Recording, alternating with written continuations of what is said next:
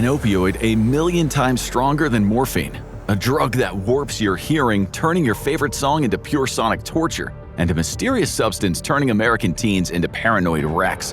Today on the Infographics Show, we're looking at even more of the craziest drugs you didn't know existed. Number 11. ALD-52. When you read a review of a drug and it says, "woke up in hospital," it's probably a good idea to give that one a hard pass. But not every drug taker in the world reads the reviews. ALD-52 was first developed by Albert Hofmann, the Swiss chemist famous for giving the world lysergic acid diethylamide, or LSD, a drug that's become the inspiration for fantastic music and lifelong paranoia and panic attacks. And Hofmann didn't stop at LSD. In 1957, part of his work dabbling with strong psychedelic drugs led to his synthesis of ALD-52. Unlike LSD, this one didn't become part of the counterculture. It wasn't until 2016 that it started hitting the streets. It's often been said that it's similar to LSD, but it hasn't been studied much, so it remains mostly an unknown quantity. Even the chemist Alexander Shulgin, who lab-ratted pretty much everything, didn't have much to say about ALD-52. So that leaves it to pioneering American teenagers to give us the lowdown. And there are plenty of them around, such as the user who said his trip on the drug wasn't anything like his experiences with LSD. He said it was much stronger, leading to him puking and, quote, violently rolling around on the hardwood floor of my dorm, legitimately believing I might die. The next thing he knew, he said he woke up in the hospital with no shoes, phone, or wallet, connected to an IV and an oxygen mask. He's not the only person online who said ALD-52 is a different kind of beast to LSD. It might not be as visual, but it certainly messes with your mind. Just ask the guy in the Uber, traveling through what he believed was a desolate, almost post-apocalyptic cityscape, being taken to a concentration camp in a, quote, whites-only totalitarian state under Russian control. And this is just the beginning. Number 10. 4-ACO-DMT. The drug known as 4-ACO-DMT was another concoction synthesized by Albert Hofmann. That was back in the 1960s, but it's still around in the 2020s, often sold as synthetic edible magic mushrooms. In terms of the law, it still exists in a gray area. But in terms of the streets, that gray area is a kaleidoscopic wonderland that in some cases can take on the appearance of hell. It hasn't been studied much, so the comparison to mushrooms is at best very weak. Users say a dose of 4-ACO-DMT hits the body hard. Unlike with mushrooms, you can get yourself into a state of feeling extremely physically wired, which comes with the downside of wanting to throw up your guts. One guy said that he was pretty much an expert when it came to magic mushrooms. He ingested about 18 milligrams of 4-ACO-DMT crystals in a glass of water, and the first thing that hit him was, quote, unbearable nausea. Not a good start. He went to lie down on his bed, now shivering as if he were freezing cold. His heart was pounding, but the worst thing was that his head was twisting around like the girl from The Exorcist. The reason is he had taken a drug that is known as a serotonergic psychedelic. In other words, it affects the amount of serotonin in your brain. One of the possible side effects of such drugs is what's called the head twitch response, or HTR. Obviously, this wasn't a good trip for the guy. Still, another user wrote online, "I went from living a nightmare to one of the best times in my life." It seems that for some users, they enjoyed what they called a certain kind of rebirth, the death of their ego. But it came at a cost. As all dedicated trippers will tell you, sometimes you have to take a detour through hell to achieve the wonder of psychedelic enlightenment. A major setback is that sometimes you make it to the hell part, and then that's it, you stop. And if you think it's all about giggles and tracers, think again. Okay, now for a drug with a lethal nickname. Number 9. Etorphine. Who wouldn't be up for a drop of death? Sometimes called M99, etorphine is a very strong synthetic opioid, anywhere from 1,000 to 80,000 times more potent than morphine, according to studies with lots of heroic rodents, cats, dogs, and monkeys. RIP, guys. America's least favorite drug, fentanyl, is 50 times stronger than heroin and 100 times stronger than morphine. But etorphine is on a different level. In fact, it comes with a warning label that whenever it's being used by professionals, they should have an antidote nearby. It won't penetrate the skin, but when something the size of a speck of dust can kill you, it could get into a cut or in your mouth.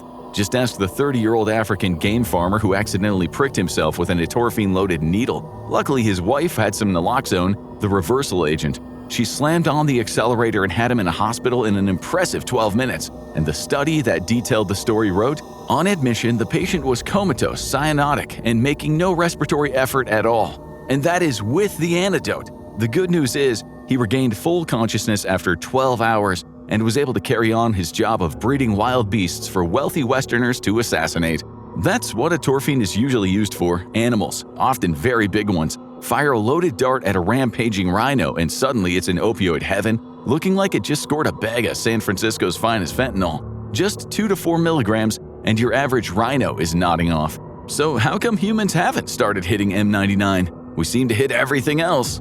Number 8. Opioid analogs. M99 isn't even the strongest opioid. Somewhere on the list of the hardest hitters is one that you might have heard of, carfentanil, a fentanyl analog that, like M99, should only be used in veterinary medicine. We said should. A few years ago, there were reports of Americans dropping dead after accidentally consuming cocaine or heroin that the dealers or traffickers had strengthened by adding tiny amounts of this drug. At 10,000 times stronger than morphine, when it was introduced to the world in 1974, no one ever thought that humans would one day start abusing it. That basically means that a tiny grain can turn euphoria and relaxation very quickly into respiratory depression, brain damage, and death. The bad news is that the back alley chemists in countries such as Mexico have been able to buy the precursors, often from China, and make this stuff in their kitchens. Obviously, for a seller, the smaller the better. The really bad news is that dozens of analogs have been found in drugs, names that you've never heard of, like methoxyacetylfentanyl, phenylephrine, and acetylfentanyl, and they've all been linked with fatal and non-fatal overdoses.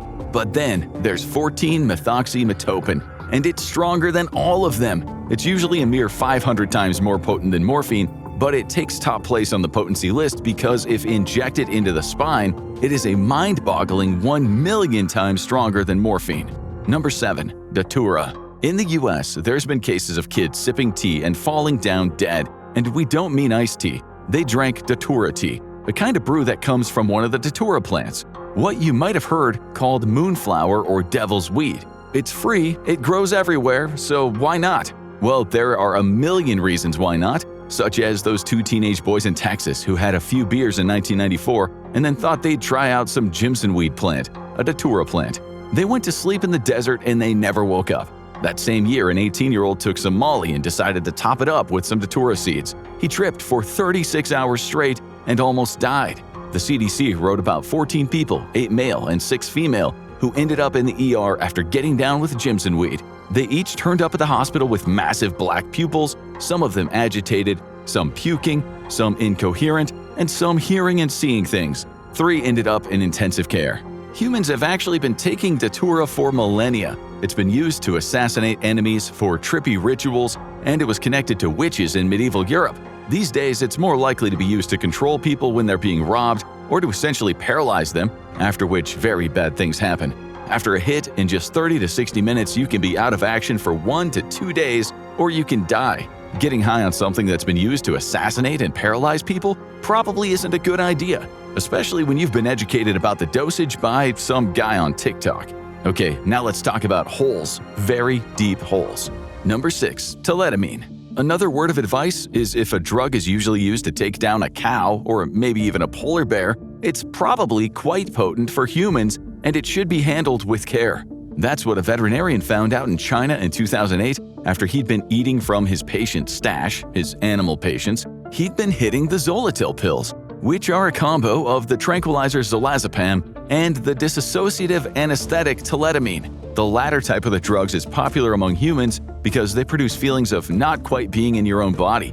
In low doses, you can feel very spaced out, dreamy. The stresses of life fade off into the background. In high doses, you can go into a black hole, which you don't always come out of. The most abused of the dissociative drugs is ketamine, which can send you down a so-called K-hole. These can be nightmarish, like being plunged into the abyss, a kind of living nightmare. Other abused dissociative drugs are phencyclidine, aka PCP, and in the past chloroform, the stuff that people applied to handkerchiefs in the movies to knock people out. Before that, the dissociative of choice was ether, known to sometimes cause sudden sniffer death. So, dissociative drugs are strong, and that includes thaletamine. In Taiwan, a vet ended up with a movement disorder after abusing thaletamine. Then, there was the 30-year-old employee at the local zoo who was found unconscious on the job due to her secret thaletamine addiction. But as you'll now see, backstreet chemists have been busy making very powerful dissociatives just for humans. Number 5. Arylcyclohexylamine. Oral cyclohexylamine is a designer drug, just one of many that, like teletamine or PCP, offers euphoria mixed with dissociative effects. This is not the same kind of intense euphoria a person might get from heroin or cocaine. It all comes wrapped up in a blanket of weirdness.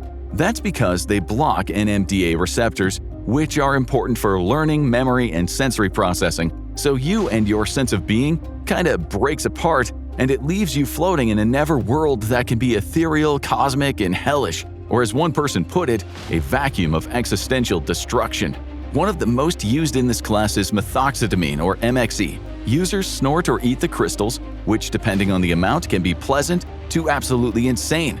A guy online described his trip as, "My neighborhood was being invaded. The sound I was hearing was the sound of spaceships approaching. They had arrived and they were wreaking havoc on the people in the houses around me.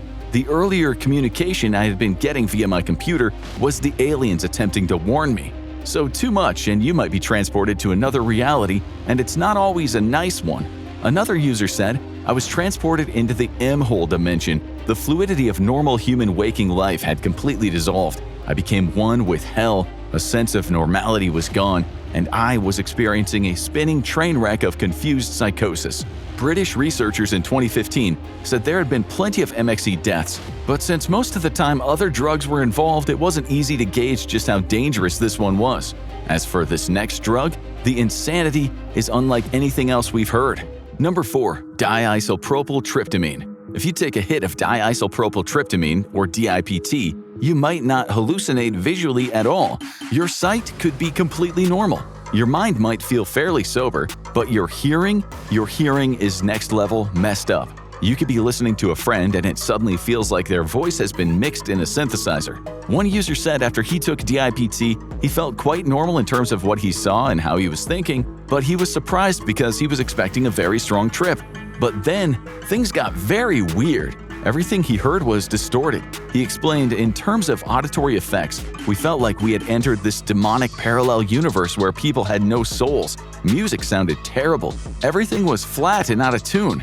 This guy and his friend were big fans of the band Gorillaz, but under the influence of DIPT, their music was unbearable. Everything was out of key, the songs weren't linear, like they'd been shredded and spat out of a broken virtual reality machine. Another user had more positive things to say, explaining that when he played one of his favorite songs, Queen's Bohemian Rhapsody, it sounded different, but he actually enjoyed it. The strangest thing is that he said his cat's meows sounded robotic. When his answering machine went off, he and his friend laughed since the voices on the other end were unrecognizable. Okay, so who do you think would love to get their hands on a powerful and weird substance like this? You guessed it, those drug-loving boys from Langley, the CIA. Number 3. AMT. The CIA's drug experiments in MKUltra didn't just involve LSD. They also gave people opioids, barbiturates, amphetamines, dissociative drugs, you name it, they tested it. They went as far as creating a fake company in the Peruvian jungle where, under the top-secret MK search, they tried to find the strongest drugs in existence. Records show that under the front company Amazon Natural Drug Co., or ANDCO, J.C. King, the former head of the agency's Western Hemisphere division, shipped hundreds of crates filled with hallucinogenic plants back to the CIA. One man who was used in these tests, a U.S. soldier, said he was given something and he hallucinated for 6 days. We won't ever know exactly what the CIA administered to men when they were subjected to what were called terminal interrogations. The agency destroyed the vast majority of documents relating to those programs. But it wasn't all about making people into killers. The CIA also worked on persuading prisoners to spill the beans, and what better way to do that than to make them feel all loved up? We're not sure if the CIA used MDMA, but we know for sure it dabbled with AMT, or A-methyltryptamine, which is quite similar to MDMA, but more lethal. Once used in the Soviet Union as an antidepressant, it's what's known as an entactogen drug, meaning a drug that can create feelings of emotional openness. But AMT could also be very toxic, and in high doses it could be deadly. Still, it made a comeback in the 1990s, sold on the streets under the names of Trip, ET, Love Pearls, and Love. It's still around now, with Gen Z users saying it's kinda like E, but much more psychedelic. Many users talk about the beauty, the openness, the sheer love that they felt for everything, but others talked about intense visuals, paranoia, or very hard physical trips that ended up in the ER. There's a good reason it was banned. Number 2. 2,5-I-NBO-ME.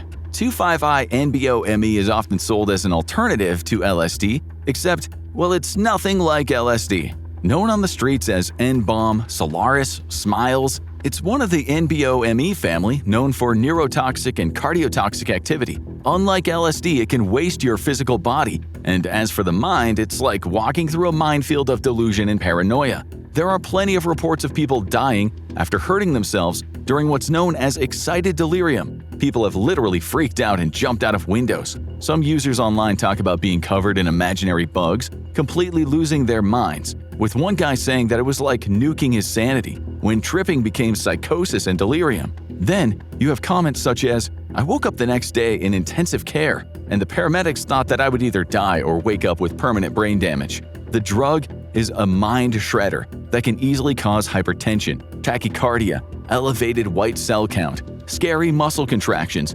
rhabdomyolysis, and acute kidney injury. The list goes on and on. The chances of adverse effects is high, too high to risk experimenting with the stuff. LSD and psilocybin or mushrooms can be hard work, but they can also be very therapeutic if taken sensibly. But a lot of the new synthetics on the black market are just way too dangerous to mess with, such as this next one. Number 1. APIHP. Bath salts are the cheapest, dirtiest, and most mind-melting way to escape reality. These synthetic drugs, known as cathinones, act like stimulants, similar to ecstasy or speed, but they don't just hype you up, they shatter your grip on reality. Think full-blown paranoia, hallucinations, and psychotic breaks. Some users have even leapt from buildings convinced that they were being chased by cops or worse, while bugs crawled beneath their skin. It is not a trip, it's a nightmare. That's not an exaggeration. It's what often happens with strong bath salts such as MDPV, aka monkey dust, a drug currently making waves in the UK. But you might have heard of that. So let's introduce you to alpha-pyroladino-isohexanophenone, or APIHP. With this, you can go from intense euphoria to just 2 or 3 days of severe paranoia, anxiety, and very scary hallucinations. That doesn't happen to all users, but people who have hit this stuff often say that they completely lost their marbles.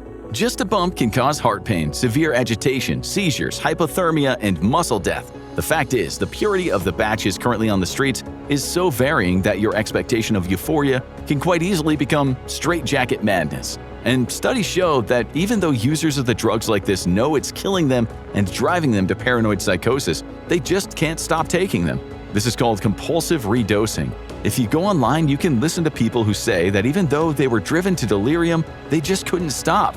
How will cannabis survive the apocalypse? Did William Shakespeare smoke a bowl before he wrote a play? Why do you get the munchies after toking? Which presidents liked to get dank on their downtime? And can you smoke so much weed that it kills you? These are 50 chronically insane facts about weed. Fact 50. Cannabis is believed to be one of the earliest plants to be cultivated by humans. Mentions of it have been found in writings from as far back as 3000 BC, and possible evidence of cannabis use has been identified in Neolithic archaeological sites that are over 10,000 years old. Most of the early evidence of cannabis use comes from Asia, with prehistoric cannabis residues and hemp fiber imprints having been found across China, Japan, India, and the Middle East. Historians believe that these ancient cultures used the plant not just for its psychoactive properties, but also to make rope, clothes, shoes, paper, and even as a food source. Fact 49. Have you ever wondered where the word marijuana actually comes from? Well, there are a couple of competing theories. According to one popular story, it comes from a Nahuatl word meaning prisoner. This explanation probably isn't true though, as it was first popularized by anti-drug campaigner Harry J. Anslinger in the 1930s. The more likely explanation is that it comes from the Chinese marenhua, meaning hemp flower. Ganja, another popular nickname for the drug, comes from the Sanskrit word for the hemp plant. Fact 48. People have had it out for cannabis for over 700 years. Throughout history, marijuana has been mainly used for medicinal and spiritual purposes, but even so, it's always been a pretty controversial substance. In fact, the first known laws restricting marijuana use come from all the way back in the Middle Ages. The earliest known anti-cannabis legislation is believed to be a law passed in the 1300s by an Arabian emir called Sodun Sheikuni. Cannabis use was also made illegal by Napoleon Bonaparte during his reign and was widely outlawed throughout the British Empire during its heyday. Fact 47. The United States has something of a love-hate relationship with the hemp plant. America started restricting the sale of the drug in 1906, but only made it outright illegal in 1937 when the Marijuana Tax Act was passed. For some reason, hemp was outlawed alongside cannabis, but that wasn't the case for long. Once the U.S. entered World War II, the government started making propaganda that encouraged hemp cultivation. Since the hemp plant could be used to make cheap but durable rope and canvas, that was vital to the war effort. Hemp was then banned again in the 70s under the Controlled Substances Act, and the plant remained illegal until the Controlled Substances Act was revised in 2018. Even though the cultivation of hemp is still strictly regulated, in 2019 the U.S. managed to become the world's third biggest hemp producer after China and Canada. Fact 46. Urkel has his own bespoke line of weed. In 2021, actor Jaleel White launched his own brand of recreational weed called It's Purple, a variant of the Purple Urkel cannabis strain. Jaleel White, of course, was famous back in the 90s for playing the nerdy Steve Urkel on the sitcom Family Matters. When asked about It's Purple by Forbes, White said he started the business because he was tired of seeing his character's name and likeness used without his involvement, and figured he could get in on the action.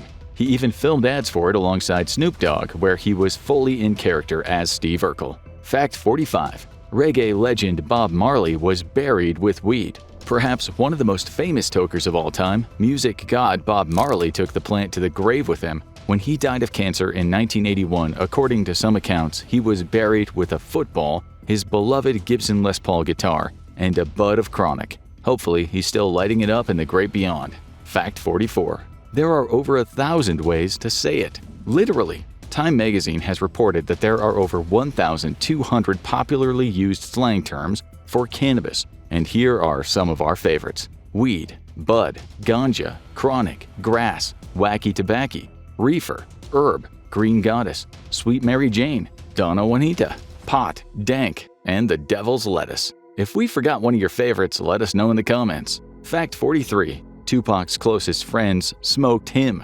And no, that's not a euphemism. When Tupac was tragically murdered in 1996, his old band and close friends, the Outlaws, claimed to have gave him a true rapper send-off, rolling some of his cremains into a joint with some weed and smoking him up. While some have doubted these claims, the Outlaws themselves have stuck to their story. Personally, we think this one's up there with Marley's coffin weed. Fact 42.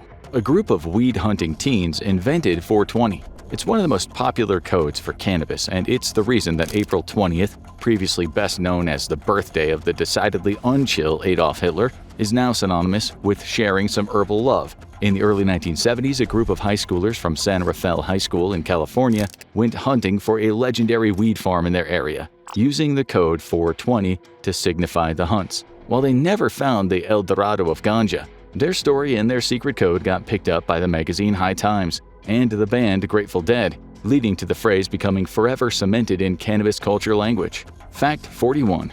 Washington was the first U.S. state to legalize recreational marijuana use. And this is kinda poetic, given the state's namesake, America's first president, George Washington, famously cultivated hemp crops. He was a big fan of the plant, mentioning it over 90 times in his personal diaries. But there is no evidence that he ever used it to get high. Instead, he likely grew the plant due to its valuable resource for manufacturing those sturdy ropes we mentioned earlier for use in ship construction. The original United States flag, created by Betsy Ross, was even made out of the kind of hemp that Washington loved cultivating. It's as American as apple pie. Fact 40. A lot of celebrities smoke weed. Seriously, it'd be a whole video to list them all, but some of the most prominent, famous, avowed potheads include Jennifer Lawrence, Kirsten Dunst, Miley Cyrus, Zoe Kravitz, Lady Gaga, Brad Pitt, Jane Fonda, Harrison Ford, Charlize Theron, Pete Davidson, Morgan Freeman, Patrick Stewart, Rihanna, Snoop Dogg and Seth Rogen,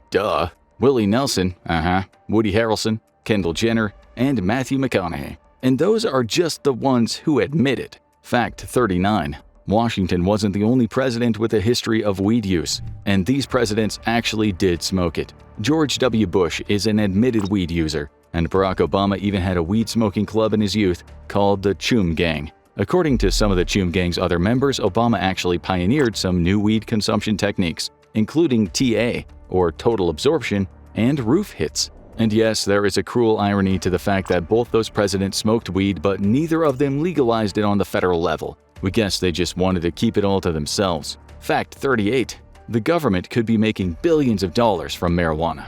Extrapolating from the tax money that states with legal weed have already made, it's estimated that across the entire United States, the federal government could make $8.5 billion in tax revenue, and potentially more if they institute a so-called potency tax, where taxation of cannabis is put on a sliding scale based on how potent the strain is. And even this is nothing compared to the money that private industry stands to make. It's estimated that if weed was legalized in all 50 states, it would quickly become a bigger market than organic food. Fact 37. The U.S. military experimented with weaponized weed. Researchers at the Edgewood Arsenal facility in Maryland pioneered dimethylheptylpyrin. Try saying that 3 times fast. An extremely potent cannabinoid agent that had an elimination half-life of 20 to 39 hours. That's some serious sticky. In addition to the standard sedative and hallucinogenic effect, it also caused low blood pressure, dizziness, fainting, ataxia, and muscle weakness. So much so that someone under the effects of dimethylheptylpyrin had difficulty even standing upright.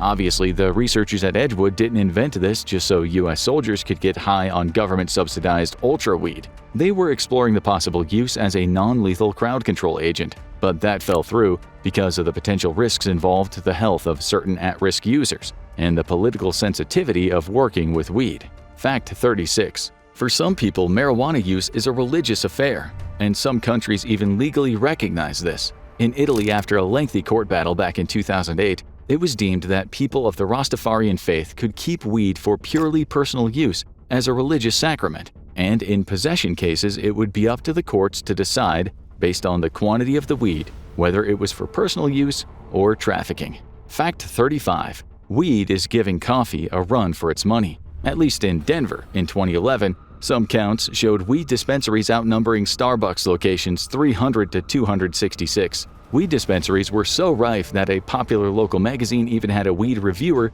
who gave their take on the local chronic. Fact 34. Weed is the world's favorite illicit drug. While debate rages on about how exactly weed is classified, one thing definitely isn't up for debate: the fact that people absolutely love it. According to some data, 219 million people, that's 4.3% of the global population between the ages of 16 and 64, used cannabis at least once in 2021. Fact 33. One of the first sales ever brokered on the internet was allegedly weed. In 1971, a Stanford student and an MIT student connected over the ARPANET, the precursor of the internet created by the precursor of DARPA. How did these two students of two of the country's most prestigious learning institutions use this connection forged over a revolutionary new technology? To get high, of course. They organized the sale of weed, and in the process became accidental pioneers of illicit e-commerce. Fact 32. How much weed does it take to kill you? Well, we can only discuss this theoretically given that there are no recorded deaths related to cannabis overdose. Of course, it is possible to have a bad reaction, especially if you take too many edibles, which have a more potent high than smoking. But when it comes to drugs that are still illegal, cannabis is still one of the safest out there, compared to fentanyl, where as little as 2 milligrams can be fatal. Fact 31. Some people have proposed medical marijuana for dogs. However, while some pet owners have given anecdotal evidence of their sick pets having pain relieved by marijuana, most veterinary experts are skeptical. Dogs in particular are extremely vulnerable to marijuana toxicosis, especially when weed is consumed in a vector that dogs already shouldn't be eating, like brownies. So just to be safe, stick only to the treatments prescribed by professionals when treating your sick pets, or you could be putting their life on the line. Fact 30. Weed is in the air over Italy. And no, it isn't because Italy has a massive Rastafarian population who just love indulging in their newly legalized religious sacraments. We're not entirely sure why they did this, but Italy's Institute for Atmospheric Pollution Research decided to conduct a year-long study to monitor the effects of psychotropic substances in the air in 8 different Italian cities: Bologna, Florence, Milan, Naples, Palermo, Rome, Turin, and Verona. They ended up finding trace amounts of marijuana and cocaine in all 8 of them. Fact 29. A North Carolina hospital thought people were toking up around newborns. Social services started getting extremely concerned when urine tests from a number of newborns appeared to show trace amounts of marijuana in their systems, believed to be a result of secondhand smoke from overly mellow parents. However, when they dug deeper, they found out that the actual truth was even stranger. Chemicals in several different baby soaps, specifically Johnson & Johnson's Head-to-Toe Baby Wash, Johnson & Johnson Bedtime Bath, CVS Nighttime Baby Bath, Aveeno Soothing Relief Creamy Wash, and Aveeno Wash Shampoo seemed to trigger false positives for marijuana. If this wasn't discovered, it could have resulted in some life-ruining accusations getting thrown around. Fact 28. Illegal weed operations have been killing off owls. In another valuable argument for legalization, illegal pot operations have been having a ruinous effect on local ecosystems. In 2012, 2 rare spotted owls were found dead in Northern California's Mendocino County. The culprit? Rat poison, specifically rat poison used by a local illegal kush operation to keep pests away from their crop. But it isn't just the owls. The fisher, a rare forest mammal native to the area, has also been put in a dangerous position by careless weed farmers. Rat poison has been found in the system of 85% of dead fishers found in the area, also believed to be caused by illegal weed operations. Fact 27. Is weed getting stronger? Researchers studied 36,800 samples of weed captured by the DEA over the last 20 years and found 2 interesting results. The amount of THC, the psychoactive compound in marijuana, has increased, and the amount of CBD, the chemical compound most often touted as having health benefits, has decreased. So when old stoners tell you that the weed was more chill back in their day, they're not just blowing smoke. Well, they probably still are, but just not about that. Fact 26. You can be allergic to weed. As if life for people with allergies wasn't hard enough, yes, you can also be allergic to Puff the Magic Dragon, both its pollen and its smoke. Allergic reactions can include runny noses, sneezing, irritation of the nasal passages, hives, and in one extremely rare case, anaphylaxis. For some people who experience allergic reactions to weed, it isn't actually the weed itself that gets them. Improperly stored weed can sometimes get moldy, and that mold sometimes has allergenic properties. Fact 25. Weed dependency is a genetic lottery. Like with all drugs, everyone has a different tolerance for weed, and the same goes for whether someone is likely to become dependent on it. Researchers have identified 3 different genetic markers as predictors for the likelihood of cannabis dependence. Fascinatingly, these same genetic markers are often also predictors for depression, showing that people who suffer from depression are sometimes more likely to use weed as an unhealthy coping mechanism. Fact 24. If you're an unlucky stoner, you might get cannabinoid hyperemesis syndrome. And that might sound horrifying, but, well, there is no but. It actually is horrifying. Chronic cannabis users who suffer from the syndrome will experience periods of severe nausea followed by cycles of profuse vomiting and abdominal pain over a 48-hour period. That doesn't sound like a fun time to us. Fact 23. Drug traffickers can get really creative with how they smuggle weed. Here's a highlight reel of some of the most deranged ways weed has been smuggled. 766 pounds of pot hidden in broccoli, 1,500 pounds hidden in coconuts, 4,000 pounds hidden in fake limes, $500,000 worth of it hidden in fake carrots, and even weed hidden in vats of strawberry jam. It's kind of weird how most of them are just fruits and vegetables. Let's see some creativity, guys. Fact 22. Debates have raged on for years on whether Shakespeare liked to partake in a bit of the devil's lettuce. During an excavation of the immortal bard's home, 2 pipes were found with, among other things, cannabis residue. Immediately this, plus Shakespeare's reference to a noted weed during one of his sonnets, had people claiming that one of history's greatest playwrights was an avowed stoner. This immediately led to scholarly debate after scholarly debate, with some on the side of weed, and the skeptics claiming that there's no proof that the pipes even belonged to Shakespeare. The debate has raged on for so long that Francis Thackeray, an anthropologist from South Africa, has requested the opportunity to exhume Shakespeare's grave and test his remains for any traces of cannabis. They might be taking this a little bit too seriously. Fact 21. Weed might change how you think about money. Studies have shown that cannabis reduces activity in the nucleus accumbens, a reward center of the brain involved in dopamine production. Those under the influence of cannabis are less likely to produce the kind of dopamine that motivates them toward external rewards, like money. That's why it can sometimes be difficult to get anything done while you're high. That and the fact that you're spending too much time thinking about old SpongeBob SquarePants episodes. Where does he get those pants? Fact 20. Why does weed give you the famous munchies? It's all down to the 3 magic letters THC. It stimulates the endocannabinoid receptors in the brain, which connect to regulation centers for everything from dopamine production to hunger. In most users, this triggers an appetite increase that has them reaching for the potato chips. While to most people this is just a little annoying, it can actually serve as a major medicinal effect for people undergoing a loss of appetite during chemotherapy. Medical marijuana can even get these in-treatment cancer patients eating again, which is a huge boon for their overall health and quality of life. Fact 19. The Rastafarians aren't the only religious group who use cannabis in holy ceremonies. And we do mean holy ceremonies, with an I. During the Festival of Colors, many Hindus enjoy a nice, refreshing cup of Thandai, which literally means cooling off. But for some, the Thandai is a little holier than others, because it's spiked with Bhang, an edible strain of cannabis found in India. Partakers have reported feeling a light, pleasant buzz upon consumption. The holy significance of the Bhang-triggered Thandai links to an old tale about Lord Shiva, but that's a little too much to get into in a video about fun weed facts. Fact 18.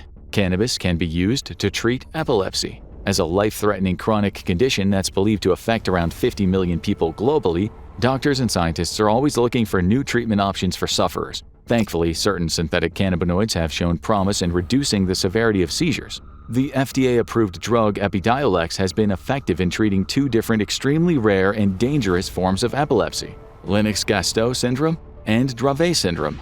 And as cannabis laws continue to relax, even more of the medicinal possibilities of cannabis are likely to be explored by researchers. Fact 17. In some cases, cannabis can actually help treat other addictions. The lighter side of the nucleus accumbens dulling comes with the fact that cannabis use can reduce cravings for other addictive substances if a person is trying to break their habit. This is true for more common addictions like alcohol, as well as some of the harder addictions. In more extreme cases, cannabis has even been an unexpected boon in helping people affected by the opioid epidemic. Fact 16. If you're at genetic risk of schizophrenia, you should keep off the grass. While this won't be the case with most users, multiple studies have shown that people genetically predisposed to psychotic disorders, like schizophrenia, may see their chances of developing symptoms worsen, especially if they use cannabis or are exposed to cannabis use earlier in life. In addition to lowering cognitive function with extended use, it increases the likelihood of hallucinations, delusions, and paranoia.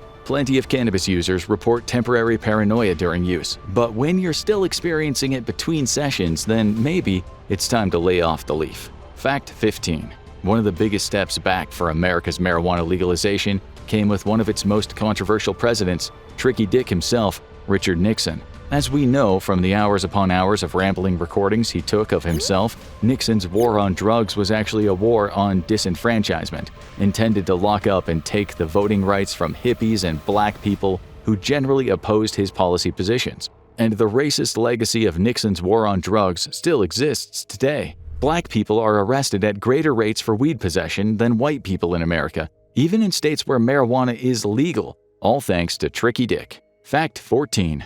Why is an edible high so much different from a smoke high? It's practically a meme among weed lovers that while smoke hits you quicker, edibles wait for a bit and then hit you like a truck. They give a more powerful body high that can endure for hours and leave you in a living dream or a waking nightmare. So what's the difference? Why the delayed action and upped intensity? According to neuroscientist Nick Jikomes, the issue isn't that weed is metabolized differently, it's that it's going to get metabolized to different degrees in different parts of the body, depending on the route of administration. The real difference between edibles and smoking or vaping is that with edibles, a much larger fraction of delta-9 THC makes it to the liver first. There it gets converted to 11-hydroxy-THC. So in other words, if you smoke or vape, the ratio of 11-hydroxy-THC to delta-9 THC is quite low, and if you take an edible, it's much higher. Fact 13. Weed will survive the apocalypse. That's because cannabis seeds are just one of the many samples kept at Svalbard Global Seed Vault.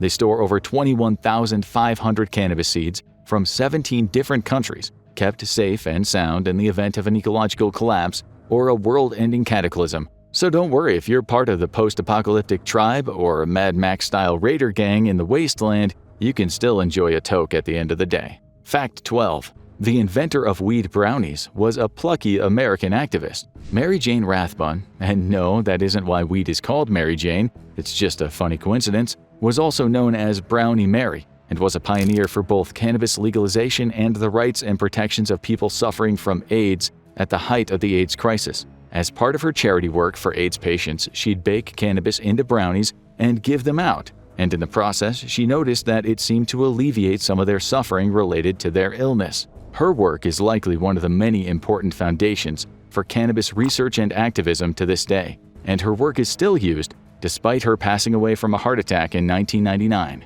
Fact 11. In Bhutan, the weed is as plentiful as it is illegal. It naturally grows there, especially in the Bhutanese countryside where it's so prolific that in some places it grows out of the cracks in pavements. It's illegal to cultivate it as a drug in Bhutan, but farmers often feed it to their pigs to fatten them up. Maybe humans will someday get that privilege when the pigs get high enough to actually fly. Fact 10.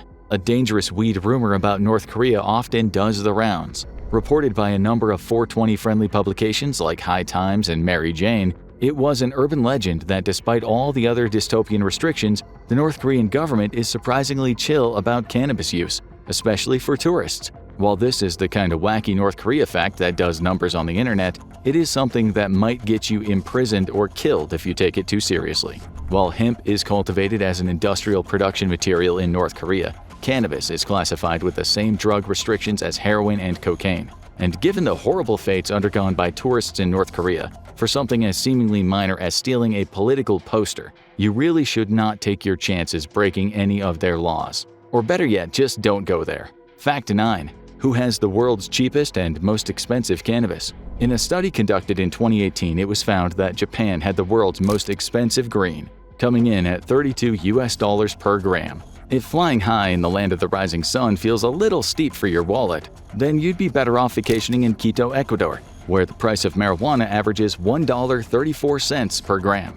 Fact 8. Malaysia has some of the most brutal anti-drug laws in the world. Planting a single cannabis seed will put you in prison for the rest of your life. Being caught possessing 20 grams will get you lashed, 50 grams will get you 5 years in jail, and a fine equating to almost $5,000. Up until 2018, having 200 grams was considered trafficking, and you could get sentenced to death. But now, it'll only put you behind bars for the rest of your life. Yay?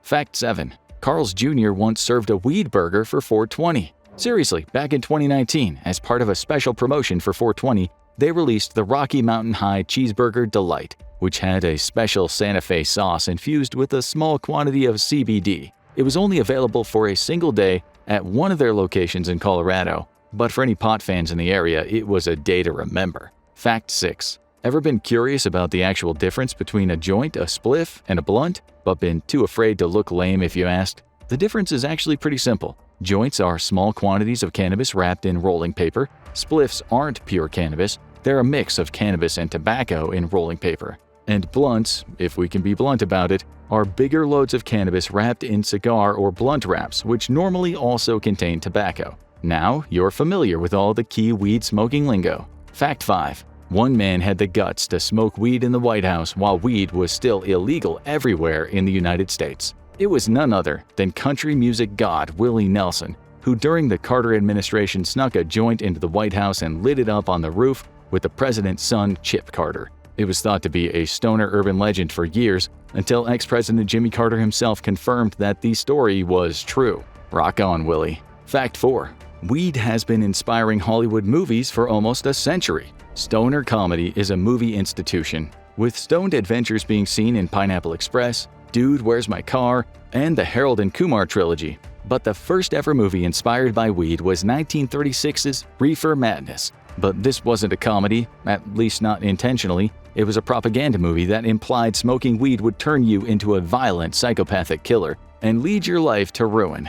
Ironically, a lot of people get high to watch and laugh at it today. Fact 3. There are some negative side effects of smoking weed that you should look out for. While a lot of weed's impacts have historically been overblown as part of government scare campaigns, there are some scientifically proven negative effects. These include increased heart rate, which has been recorded as lasting for up to 3 hours after the user smoked. Breathing problems, since putting any kind of smoke into your lungs is going to irritate your airways. Chronic weed users also experience the classic smoker's cough and experience unpleasant phlegm buildup that leads to them coughing up gross gunk. And then there's the vomiting, nausea, paranoia, and sometimes even hallucinations that we mentioned earlier. And in the long run, chronic cannabis users might find themselves struggling with sleep issues, as well as difficulty self-motivating. This won't be true for all users, but there's always a non-zero chance. Fact 2. You can actually experience weed withdrawals when trying to come off the stuff. While experiencing the negative side effects of quitting weed is actually quite rare and is nothing like coming off of harder drugs like heroin, there are a constant set of symptoms for those who do suffer from weed withdrawals. So what can you expect from experiencing weed withdrawals? The most common symptoms include reduced appetite, the opposite of the famous munchies, mood swings, and a general sense of irritability, difficulty sleeping, including insomnia and strange dreams, headaches, an inability to focus, weed cravings, chills and cold sweats, digestive issues, and a general feeling of depression. That's why a lot of chronic users struggle to come off this stuff. And of course, fact 1. The U.S. Coast Guard seized 54 tons of marijuana in a single bust back in 1977. The night train seizure occurred off the coast of Florida and was the beginning of Operation Stopgap, the first interagency initiative to stop drug trafficking. It was carried out by the Coast Guard, the DEA, and the federal marshals, and remains one of the biggest weed busts in history. Life is rough, so why not spice it up with a duster hit, the adrenaline fix for teens who laugh at life insurance? Or how about a dose of Foxy-Methoxy, because who doesn't love a classy-sounding chemical thrill? Better yet, have a game of psychosis tennis after a hit of the craziest drug ever invented, EA 3167. We have the CIA to thank for that one. Today on the Infographics Show, we're looking at the most insane drugs you didn't know existed. Prepare to have your mind melted on this wild trip. Number 11. Air Duster. Imagine this. A young man is at home bored out of his mind. Like 98% of humanity, he can't afford Apple's $3,500 Vision Pro headset. So he goes for the next best thing. And no, it's not Netflix. He huffs a can of $4.99 compressed air, aka Air Duster. What a sweet deal, it's canned VR for the broke and brave. According to the Substance Abuse and Mental Health Services Administration in 2017, this was the natural choice for around 1% of 12 to 17-year-old Americans. Okay, that doesn't seem like a big number, but it is still about 210,000 kids huffing keyboard cleaners. It's enough. Let's be honest, huffing dust remover is not the most prudent way to get your kicks. You can end up like the 35-year-old American guy who huffed dust off every day for a month. He came down with a non-ST elevation myocardial infarction, a type of heart attack with a name longer than his sobriety.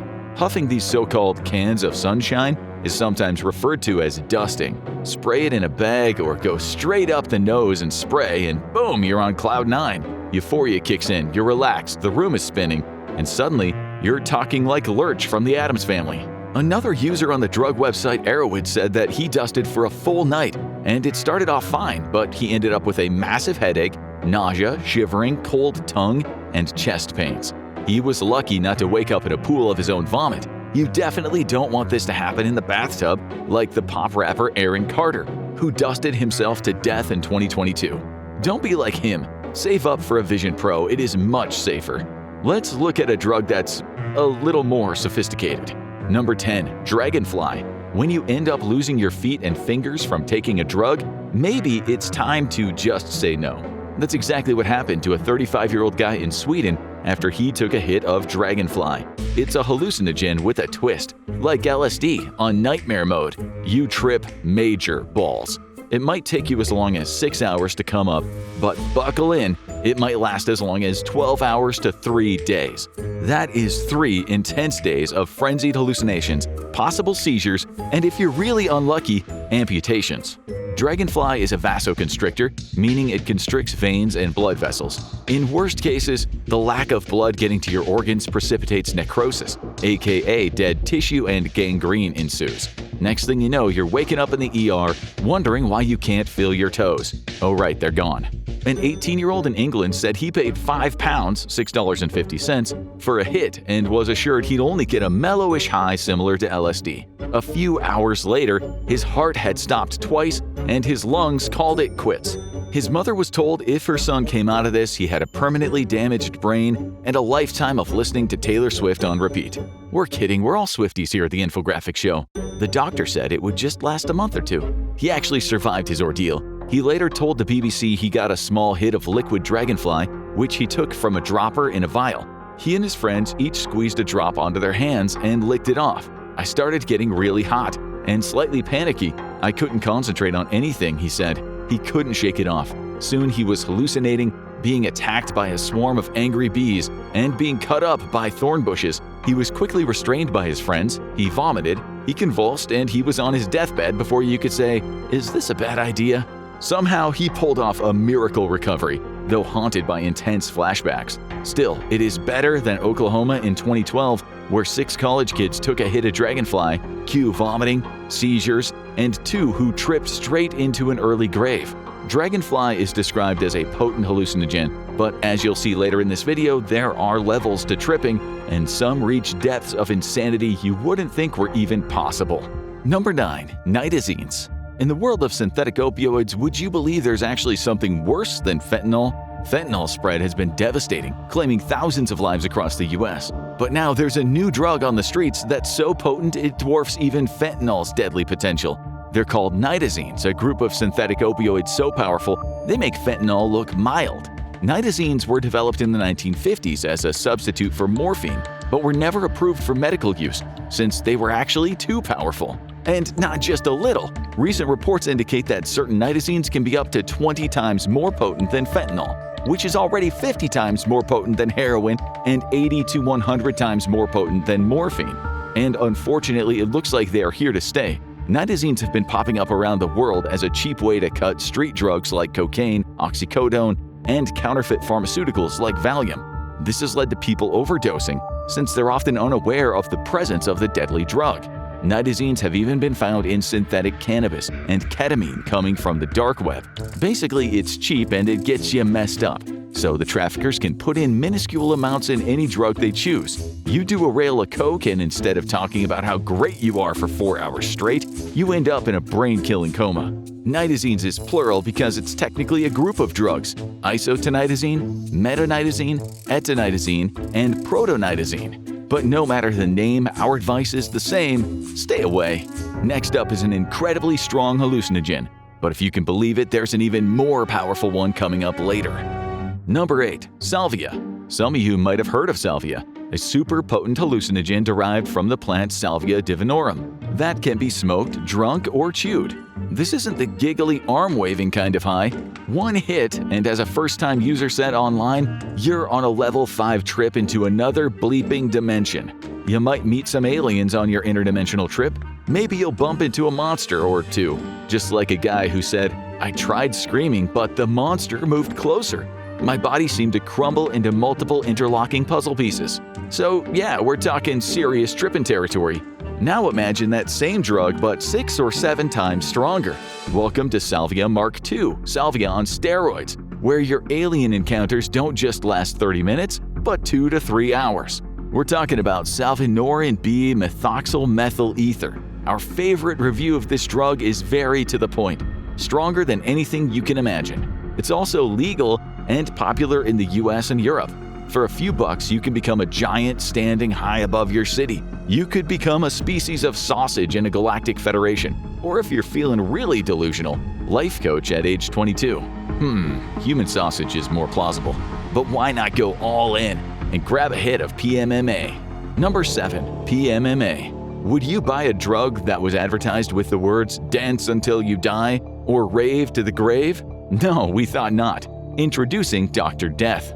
Its full name is para-methoxy-N-methylamphetamine, which is shortened to PMMA. It acts like an amphetamine. It gives you a lot of energy, and in the right, some might say wrong environment, it makes you talk incessantly. It is deadly too. Between July 2010 and January 2011, 12 people in Norway died after blasting off with PMMA, thinking that they were taking ecstasy. It's claimed people all over the world, including 21 in Calgary, Canada in the space of a year, and another 5 people at the Time Warp Rave in Buenos Aires in 2016. It's banned now, but the thing with designer drugs is as soon as it's outlawed, a newer, often deadlier version pops up. Here's a pro tip: try not to put anything in your mouth if you don't know what it is. Trust us, you'll be grateful by the end of this episode. Number 6. Pyro. Mention pyro, and the classicists among you might picture an ancient Greek hero, while the soccer fans imagine smoky chaos on the pitch. You'd be wrong. Pyro is one of the many new synthetic opioids Now on the streets of the drug-addled developed world, it's another designer drug currently making a splash in the USA, which is dealing with the fourth wave of the opioid crisis. Pyro, its full name N-pyrrolidinoatonidazine, is exactly what the fourth wave is all about. Synthetic drugs that are killing people in great numbers, often hidden in fake pills or cocaine. And because fentanyl wasn't already bad enough, this stuff is 10 times stronger. That makes it 1,000 times to 1,500 times stronger than morphine.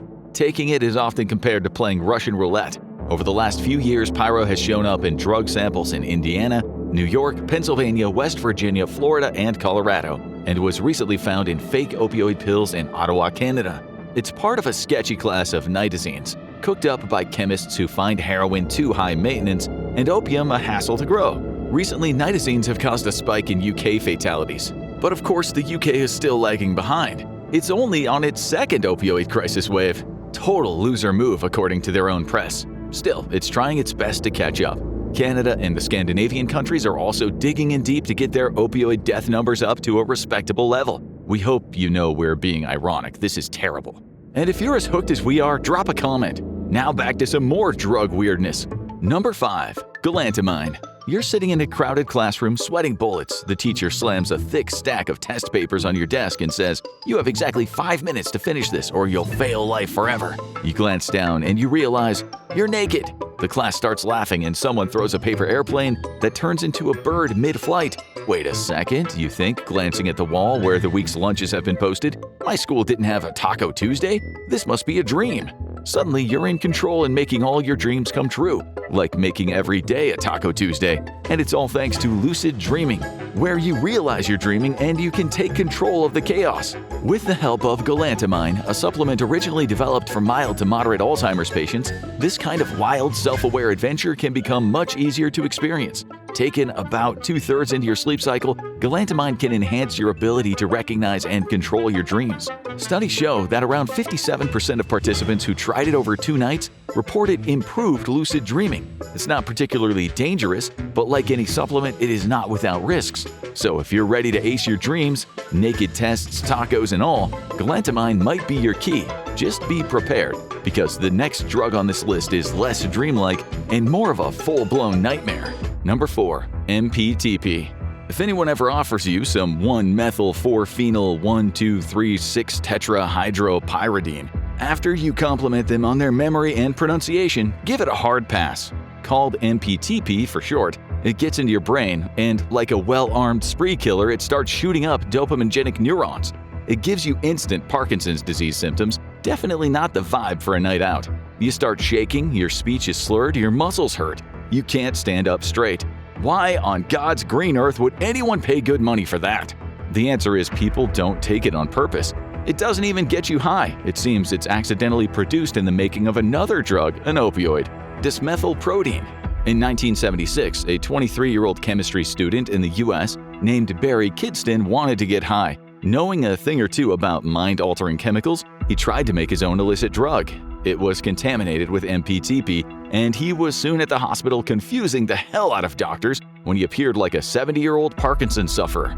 It seems that Kidston wasn't deterred by his Parkinson's experience. He died about a year and a half later from a cocaine overdose. If he'd stayed alive until 1983, he would have read about a Parkinson's outbreak in California. MPTP was to blame again. 120 people were affected. There have also been cases in Maryland, Vancouver, and British Columbia. Each time, heroin addicts accidentally ingested MPTP. A study on the matter said the neurotoxicity of MPTP produced a severe, permanent Parkinsonian syndrome. Imagine that, getting permanent Parkinson's when all you wanted to do is get stoned. Time for another nugget of Infographics Show wisdom. Let things kick in before you utter the legendary last words, "It's not working, I want more." Number 3. Foxymethoxy. Anyone watching this with avid drug use listed on their resume under hobbies and interests knows the rule. Never double up before the first dose hits. It is the fine line between feeling good and arguing with your talking fridge, or, death. It's what happened to the many users of the drug 5-MeO-DIPT, aka Foxymethoxy, which is a great name for a Bond girl. It's a psychedelic that users say tastes awful and smells bad. In doses when snorted or smoked, it gradually brings on a pleasant state. There will eventually be oral and visual sensations. It makes a lot of people feel horny. The problem is these feelings might take an hour or two to come on and might not peak until 4 hours after ingestion. Because it takes so long to get going, people often take more. This can quite easily lead you to throwing up your guts. Foxy is hard on the stomach. Light tripping can turn into something more sinister. One user explained, "I began to feel as though I had created my entire life in my head. All the people I met became figments of my imagination. My job became a figment. School was all part of my imagination." That could potentially be the best dog ate my homework excuse ever. "Sorry, teacher, I thought the assignment was a hallucination. And honestly, go away, you don't even exist." Another user summed up his trip as, "the very depths of internal hell. You might think you're going to die, but it's unlikely you will." Still, a 23-year-old man in the US a few years ago took too much after thinking it wasn't working, and he died of rhabdomyolysis and renal failure 3 hours after he dosed himself up his rectum. A paper on the matter said he experienced very intense agitation and later passed away at the hospital. Like many Bond girls, Foxy Methoxy can become a femme fatale, but it's not in the same league as this next drug. Number 2. Flubromazolam. Before we talk about the heavyweight champ of tripping, let's give a special mention to flubromazolam, a research chemical not approved for humans, but loved by a lot of them. It's 1,4-triazolobenzodiazepine, a drug similar to a well-known benzo, Xanax. The problem is, unlike those drugs, it is not approved for humans. It's made by sketchy chemists for the streets and is incredibly strong and potentially fatal. Legal benzos are rarely fatal, but flubromazolam is no ordinary benzo. One user said online, "I ingested a high dose on Friday, more or less asleep until Sunday. Was still under the influence when waking up. If you managed to stay awake, you might not remember what you did." A user said he came out of a high and was informed during his experience he'd spent 8 hours at the police station.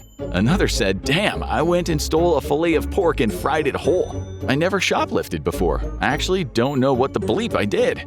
That's why it's the go-to for spiking drinks, knocking people out, and robbing them blind. And if your girlfriend insists on dragging you to a Taylor Swift concert, well, you know what to slip yourself.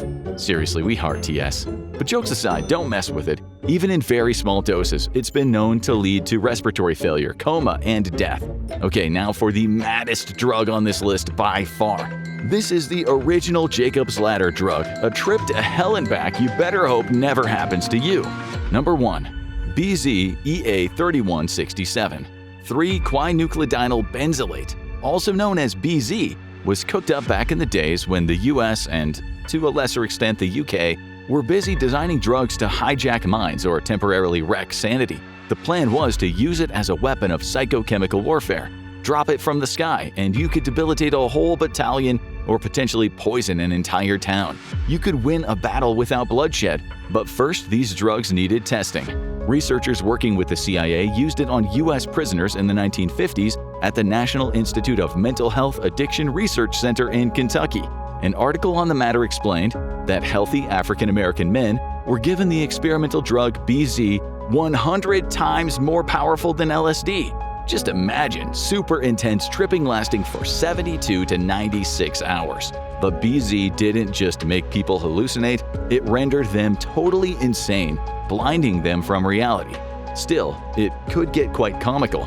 When it was tested on unwitting US soldiers, some passed around invisible cigarettes, while a couple of other military test subjects thought that they were playing tennis without rackets or balls or a net.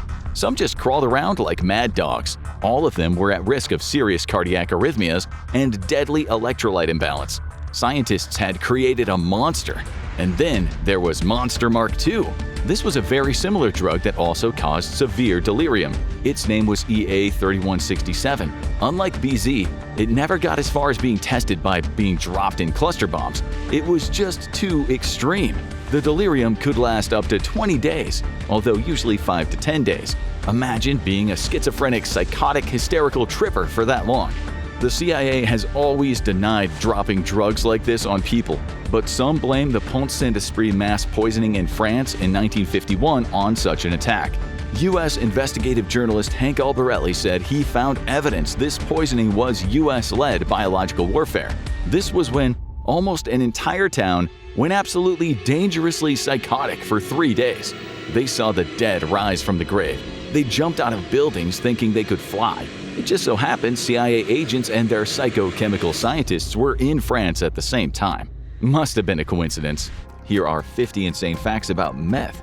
And just a warning, some of this is gonna get dark. Fact 50. As the saying goes, life imitates art, and when it comes to Breaking Bad, there have been quite a few real-life Walter Whites. One of them was literal. A man named, you guessed it, Walter White, topped the 2016 Most Wanted list in Tuscaloosa, Alabama for the manufacture and selling of meth. He wasn't a teacher, but don't worry, there have been teachers who followed the fictional Mr. White's footsteps too. In 2011, a 74-year-old math professor from Boston University was charged with running a meth lab. Then in 2012, William Duncan, a junior high chemistry teacher in Cass County, Texas, was accused of cooking and selling meth. He was caught after attempting to sell his product to undercover cops in the parking lot of the school where he taught. Walter White would never. Fact 49. Ever wondered what the iconic blue crystals featured in Breaking Bad were made of? In a 2014 radio interview, Walter White himself revealed the secret. According to Bryan Cranston, it was cotton candy-flavored rock candy, or in his words, vile-tasting pieces of sugar. He also revealed that co-star Aaron Paul, who played Jesse, was getting sugar high on their supply. By that we mean he was eating the candy. Please don't sue us, Aaron. Speaking of Breaking Bad's baby blue meth, though, fact 48. Was there any truth to the idea of blue-tinged drugs, or was that just Hollywood magic? According to USA Today, there was a real meth cook who tinted his product with blue chalk, referring to the dyed version as Smurf dope. Classy. But the color wasn't the only part of Breaking Bad's candy meth that was weirdly accurate. Fact 47. According to DEA spokesman Steve Robertson, there have been rare reports of flavored meth popping up in California, Nevada, Washington, Idaho, Texas, New Mexico, Missouri, and Minnesota. Identified flavors include strawberry, chocolate, and cola, not to be confused with Coke. Yummy! Fact 46. You probably don't associate meth with a case of the sniffles, but one of the most effective ingredients used to treat the common cold has historically been used to manufacture meth. Pseudoephedrine, used as a decongestant and included in medications like Sudafed, was once available over the counter. However, in 2006 it was restricted in the United States after it became known as the ingredient of choice for methamphetamine home cooks. So now it's a whole lot harder to treat cold and flu symptoms without drowsiness. Thanks a lot, meth. Fact 45. Like many of the most infamous illegal drugs, there was a time when meth was used in a medical setting, and it was potentially given to some pretty famous patients. Dr. Max Jacobson, a doctor to the stars in the 60s and 70s, earned the nickname Dr. Feelgood with many of his high-profile patients. His treatments just so happened to include amphetamines and methamphetamines from time to time. Who was he injecting these mysterious drug cocktails, which may or may not have included meth, into? Well, just a few people you might have heard of, like Ingrid Bergman, Elizabeth Taylor, Nelson Rockefeller, and John F. Kennedy himself. That's right, Jacobson was injecting amphetamines into the President of the United States for his back pain. His unusual and unethical methods, emphasis on the meth, were exposed by the New York Times in 1972, and Jacobson lost his medical license in 1975, which, makes sense. His ethical conduct was pretty methed up. Fact 44. Speaking of the dentist, meth use can spell serious trouble for anyone that needs to be put under for surgery, dental or otherwise. Not only does meth interact with anesthesia, but regular use of stimulants increases the risk of heart failure during surgery. For a long time, meth users, surgeons may need to perform an ultrasound of the heart beforehand to evaluate how it's functioning. So if your surgeon asks about recreational drug use, they're probably not trying to be a narc, they're trying to make sure you don't die on the table. Fact 43.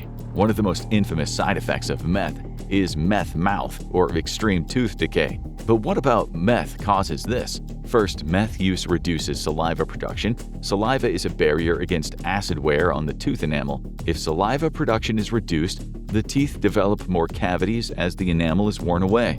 Meth users will often clench or grind their teeth, causing them to break. And add in the fact that many meth users consume high-sugar beverages to combat their dry mouth, the decreased blood to oral tissues that results from methamphetamines, lesions in the gums and cheeks caused by smoking meth, and top it all off with the likelihood that prolonged meth users are less likely to notice oral pain or seek medical attention, and you're looking at a dentist's nightmare. Fact 42.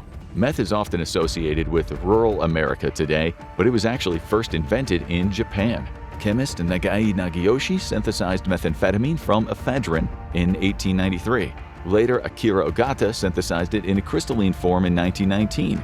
The process by which he synthesized meth in this form involved a mixture of red phosphorus, iodine, and ephedrine, and it's a process still used by some meth manufacturers today. Nice to know that humble, small-town meth cooks are keeping traditions alive. Fact 41. So, what's the deal with ephedrine? Ephedrine is a chemical derived from ephedra, an evergreen shrub native to China and India. It's been used in traditional Chinese medicine for over 5,000 years to treat asthma, bronchitis, and symptoms of cold and flu, such as congestion, chills, cough, and fever. It can be distilled into a chemical form known as ephedrine, or synthetic versions of the chemical like pseudoephedrine. That's right, we're back to Sudafed. Because ephedrine can be used to make meth, pseudoephedrine can be used for the same thing. Ephedra was sold commercially in supplements for weight loss, energy, and athletic performance until it was banned in 2004. Fact 40. So remember how ephedra was used to treat asthma? Well, in 1932, the American pharmaceutical industry had the same idea about amphetamine.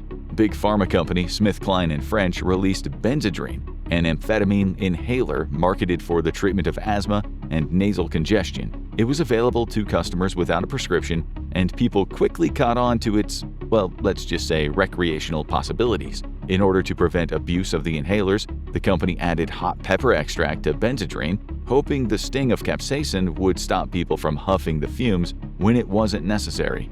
It's uncertain how effective this deterrent was, but the company eventually phased out the use of amphetamine in its inhalers.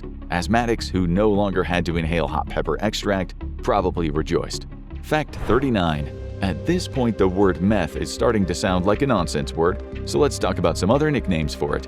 According to official DEA documentation, some of the confirmed street terms for meth include biker's coffee, chalk, Christie, crystal, crank, glass, ice, popsicle, rocket fuel, speed, witch's teeth, devil's dandruff, and zip. And that's just the tip of the iceberg. Pun intended. Actually, we intend all of our puns. It's just a nice little way of making you suffer. Moving on. Fact 38. Meth goes by a lot of different names, and it also comes in a variety of forms. There's crystal meth, of course, which we've already covered. Crystal meth is the most potent form of the drug and is generally smoked or injected by drug users. It also comes in a powder form known as speed, which can be mixed with other substances and snorted. Then there's base, which is a more potent and pure form than powder and is a damp or oily substance with a white, yellow, or brown color. This is usually injected or swallowed by meth users. None of those sound all that appealing to us. Fact 37. There's another form of meth we haven't covered yet, prescription meth. That's right, methamphetamine is available in prescription form. Okay, it's not exactly true. It's a form of the drug known as methamphetamine hydrochloride, also known as Desoxin. This drug is a controlled substance that is occasionally prescribed for the treatment of ADHD. Amphetamines can be very useful in the treatment of ADHD, including Adderall and Ritalin. It's important to note that these drugs don't have the same effects when used to treat this specific medical condition as they do when taken recreationally by those who don't need them. As the saying goes, the dose makes the poison, and there is an ocean of difference between taken as directed Ritalin and crystal meth. That was heavy, so how about some music to take our minds off it? Fact 36. Hey, you know that song Semi-Charmed Life by Third Eye Blind? Yeah, you do, even if you don't realize it. Maybe you heard it on the radio or while in a dressing room in a department store somewhere. The song was massively popular on release and continues to be used in ads, movies, and TV shows, and it gets a lot of radio play. It's a pretty cheerful song if you don't focus on the lyrics so much. If you do, you might realize it's actually about meth. You might notice the line, "The sky was gold, it was rose, I was taking sips of it through my nose, and I wish that I could get back there, someplace back there, smiling in the pictures you would take. Doing crystal meth will lift you up until you break." Pretty heavy material for a song once covered by Alvin and the Chipmunks. Fact 35. Speaking of artists writing about meth use, Jack Kerouac famously wrote On the Road, but he also was on amphetamines. While he wasn't using meth per se, he was very fond of Benzedrine and would write to other famed beat poet Allen Ginsberg, "Benny has made me see a lot." By the way, On the Road was written in only 3 weeks with no paragraph breaks on one giant scroll made out of taped together sheets of paper. But that's probably not related. Fact 34. It's been a minute since we talked about Breaking Bad. Let's fix that. The creators of the show reached out to the Drug Enforcement Administration during the process of production, and the DEA chemists came on board to teach Aaron Paul and Bryan Cranston how to make crystal meth. Which brings us to our next fact. Fact 33. The science is pretty accurate on Breaking Bad, but that doesn't mean it's a step-by-step instruction manual for a do-it-yourself meth lab. For example, real meth of the purity discussed on the show would not actually be blue, but colorless. The show used a science consultant, Dr. Donna Nelson, a chemistry professor at the University of Oklahoma, to advise on the show's portrayal of meth cooking, particularly in the P2P process. The portrayal is largely accurate, but some details were left out to avoid accidentally inspiring any enterprising copycats. Fact 32. Wait a second, what's the P2P process? We already talked about the process of crystallizing ephedrine and pseudoephedrine using phosphorus and iodine, but as there have been more crackdowns on ephedrine and its synthetic forms, the P2P process has increased in popularity among meth manufacturers. The P2P process is named after phenyl-2-propanone, a precursor chemical to pseudoephedrine, and it also involves aluminum, methylamine, and mercuric chloride. Using this precursor chemical allows meth cooks to get around restrictions on pseudoephedrine while still generating product, though the product is considerably lower quality. Fact 31. Bet you didn't know how big of a role meth played in World War II. German pharmaceutical company Temmler released a new exciting drug in 1938 called Pervitin. It was a miracle drug that could make people more alert, less depressed, and more productive. Oh yeah, and it was a pill version of methamphetamine. A military doctor named Otto Ranke discovered the possibilities of this magic little pill, and soon it was the go-to stimulant for Nazi Germany. In 1 month in 1940, the German military went through 35 million meth tablets. What better way to stay up for days at a time and march for miles without rest than to just be absolutely cranked out of your mind on meth? The German soldiers' new best friend fueled them through the Blitzkrieg invasion of France, among other missions.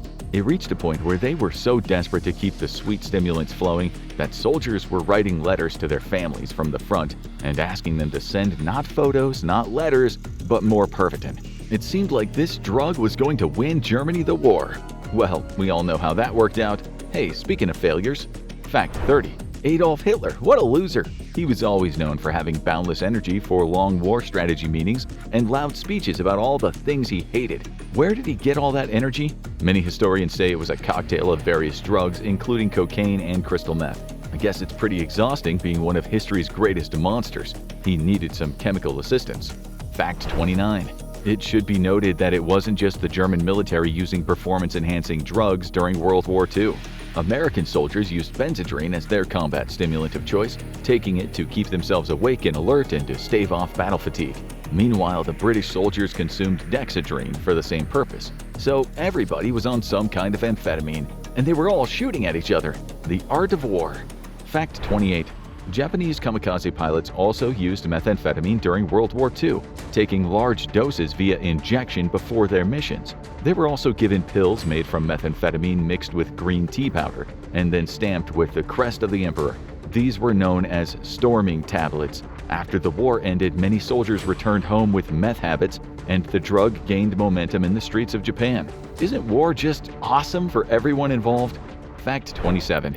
Humanity hasn't just used meth as a weapon of war, we've also used it for the sake of vanity. Methamphetamine and other amphetamines have been a frequent ingredient in diet pills over the years, starting in the 1950s and 60s. Many of these diet pills caused heart problems and other health complications, and meth-adjacent ingredients still make an appearance in these types of drugs in the 21st century. In 2010, a weight loss pill was pulled from the market after it was found to contain ephedrine. Love yourself and stay the hell away from diet pills, folks.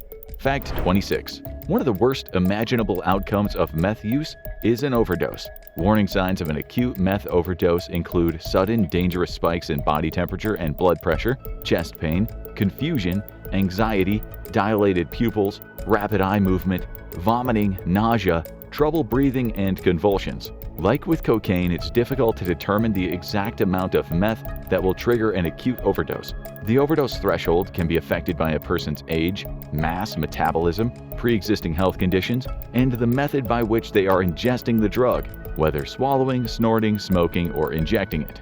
Fact 25. So, let's say someone's trying to get off of meth once and for all. What does methamphetamine withdrawal look like? Well, the severity of the withdrawal symptoms depends on the person, as well as how much meth they're using and for how long. The physical symptoms of withdrawal can include exhaustion, disturbed sleep patterns, dry mouth, headaches, anxiety, hallucinations, and muscle spasms. Because of the potential severity of these symptoms, medically supervised withdrawal is recommended in cases of heavy meth use. Fact 24. If meth is so bad for the body, why do people even do it? Taking meth floods the brain with dopamine, a neurotransmitter that plays a major role in emotions, bodily movement, and feelings of both pleasure and pain. In lab experiments that compared the effects of sex versus meth on dopamine levels in the brain, animals experienced a spike in dopamine during sex that went from 100 to 200 units. Cocaine caused a spike to 350 units. Meth cranked things all the way up to 1,250 units. There is no natural way to get that kind of dopamine spike that meth can create. This makes it incredibly addictive and has consequences for the way the brain can experience pleasure overall. Fact 23. Long-term use of meth impacts the ability of the brain to naturally produce dopamine. Chronic meth users have lower levels of dopamine receptors than those who abstain from it. So, when meth users try to get clean, their ability to feel pleasure is decreased, and they often plunge into depression, sending them straight back to the only drug that can make them feel normal. Eventually, the brain is able to regain its ability to generate dopamine, but it takes time, and the amount of time is different for every person. But that's not the only terrifying long-term effect of meth. Fact 22. Prolonged meth use can also trigger hallucinations and psychosis. One of the most common and distressing hallucinations is the tactile or physical sensation hallucination of bugs crawling across or under the skin. This is often referred to as meth bugs, ice mites, meth mites, and crank bugs. It can lead to aggressive picking and scratching of the skin, leaving open wounds that can become infected or even lead to deadly sepsis. Meth use also suppresses the immune system, making the likelihood of infection or related conditions all that much higher. All in all, these hallucinations are painful and terrifying for both the person experiencing them and anyone trying to care for them. Fact 21. Meth isn't just dangerous to the brain and body, it's also dangerous to the environment. You've heard of meth labs. You probably also heard about meth lab explosions. The two go hand in hand. Turns out when you combine dangerous substances, flammable chemical reactions, and corner-cutting safety procedures, the results, well, can blow up in your face. Because meth cooking requires a multitude of complicated chemical reactions, it's easy for something to go wrong when handled by untrained hands. And the fact that the chemicals involved are extremely volatile, such as acetone, ammonia, and other solvents, and the fact that there is usually an open flame around, it's easy to see how explosions happen. Even a small spark or static electricity could set off an explosion. Top it all off with the secrecy surrounding meth labs, making them even less safe and more likely to be placed in rural areas where fires can spread quickly and you got yourself a disaster on your hands. Meth lab explosions are characterized by a quick eruption of flames and a shockwave likely to destroy the structure and send scraps of metal flying. From there, the fire can spread and the toxic chemicals can seep into the soil and the nearby water. Nobody wants a bunch of cranked up squirrels running around. Just kidding, it wouldn't actually get the squirrels high, it would just poison them. Fact 20. Not all meth labs are in trailers and in sheds in the middle of nowhere. Some of them are sitting on top of premium real estate. Take, for example, the $1.5 million meth house spotted for sale on Zillow in San Jose. The house went on the market in October 2023 after its occupant was arrested for stockpiling weapons and manufacturing meth on the premises. But hey, once you get past the disused meth lab, it's a pretty charming little place. Good starter home. Fact 19. Scientific advancement requires a lot of commitment and willingness to do new things. One of those new things is giving meth to pond snails, at least if you're Barbara Song from Washington State University, whose 2010 experiment involved dosing those water-dwelling snails with meth. The study found that the drug stimulated learning and memory, offering a bit of insight into the nature of drug effects on the brain. The use of crystal meth in the snails influenced the formation of vivid memories and allowed them to retain information for longer. And that sounds pretty good, but don't start taking meth to improve your memory. First of all, you're not a snail, probably, and second of all, the creation of these vivid memories makes meth users more likely to relapse when they're surrounded by sensory input that triggers memories linked to their drug use. They learned all that from getting snails super high. Fact 18. Oh, by the way, that's not the only experiment that involved giving meth to an animal to see what happens. Taser International funded a study also in 2010, what was in the water that year, to determine the effects of tasers on targets who were high off their faces on methamphetamine. So how did they measure that? By pumping a bunch of sheep full of meth and zapping them with tasers, of course. Some of the smaller sheep, less than 70 pounds, experienced heart-related complications from the combination of tasers and meth, but none of the sheep experienced fatal complications. So it turns out that combining tasers with meth probably won't kill somebody, but we still wouldn't want to test that on our own. Fact 17. North Korea isn't the first place that comes to mind when you think of the meth trade, but over the years the country has become dominated by the amphetamine trade. While it is still illegal there, the stigma against the drug has faded over time, and officials are more than happy to look the other way when bribed by meth manufacturers. According to Andrei Lankov, a North Korean expert at Kookmin University in South Korea, meth, until recently, has been largely seen inside North Korea as a kind of very powerful energy drug, something like Red Bull amplified.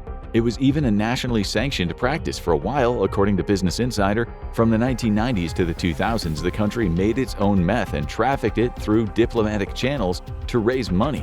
As the 2000s wore on and the official state manufacturing slowed, private and independent meth manufacturers began to pop up. In 2010, China seized $60 million worth of drugs, including meth, being trafficked from North Korea. Fact 16. Earlier, we talked about the difficulties of going through meth withdrawal. If you're going through withdrawal yourself, it's important to seek out support, medical and otherwise.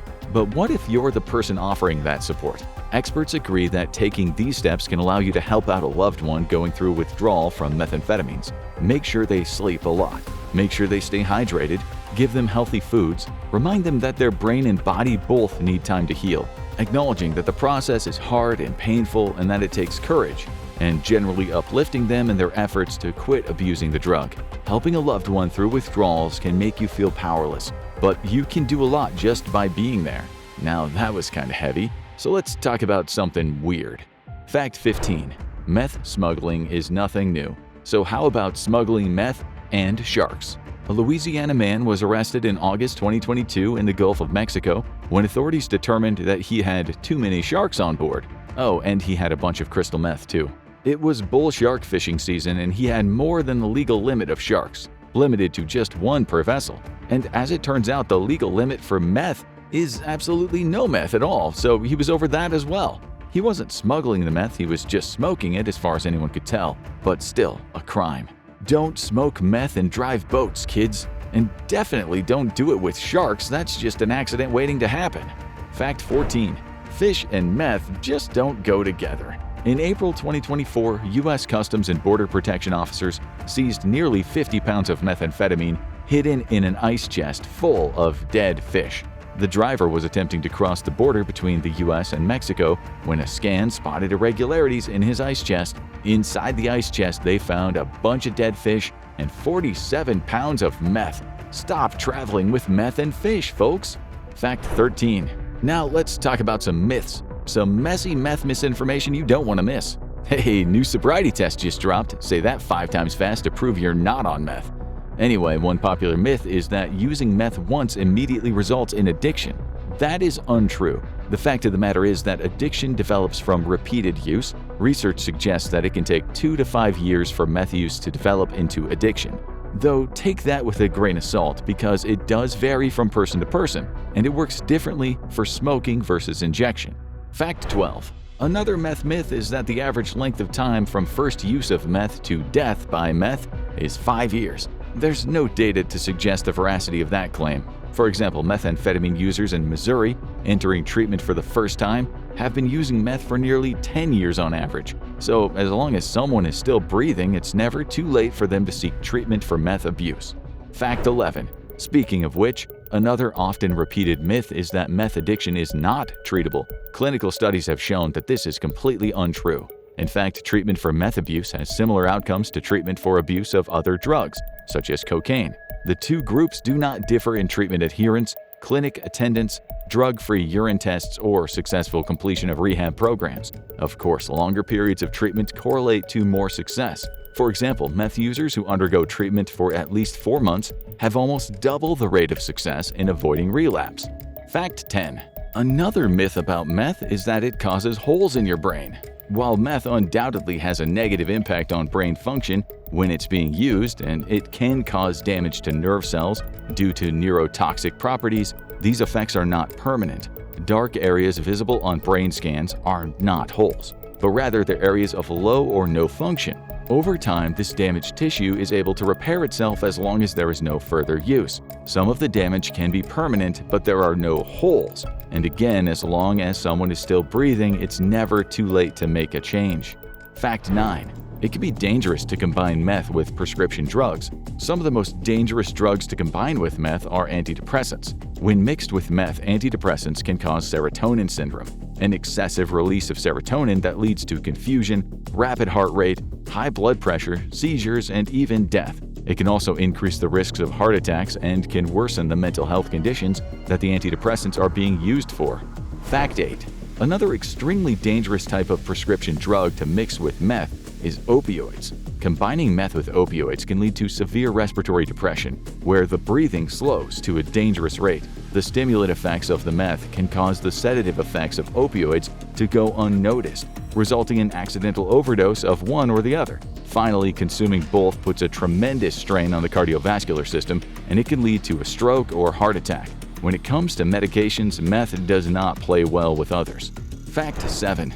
We've referenced the purity of meth a few times in this video, but what does impure meth have in it? What's it being cut with? Common additives, all of which are toxic to consume, include lithium metal, hydrochloric acid, iodine, sulfuric acid, and red phosphorus. Then, like many other drugs today, meth can also be cut with fentanyl.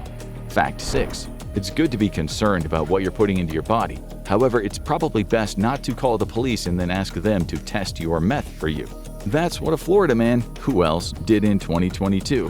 When he suspected he had been sold bath salts instead of meth, he decided rather than talk it out with his dealer, he called the cops and asked them for their expert opinion. It did not end well for him. Fact 5. One word that's often associated with meth is tweaker or tweaking, but what does that mean?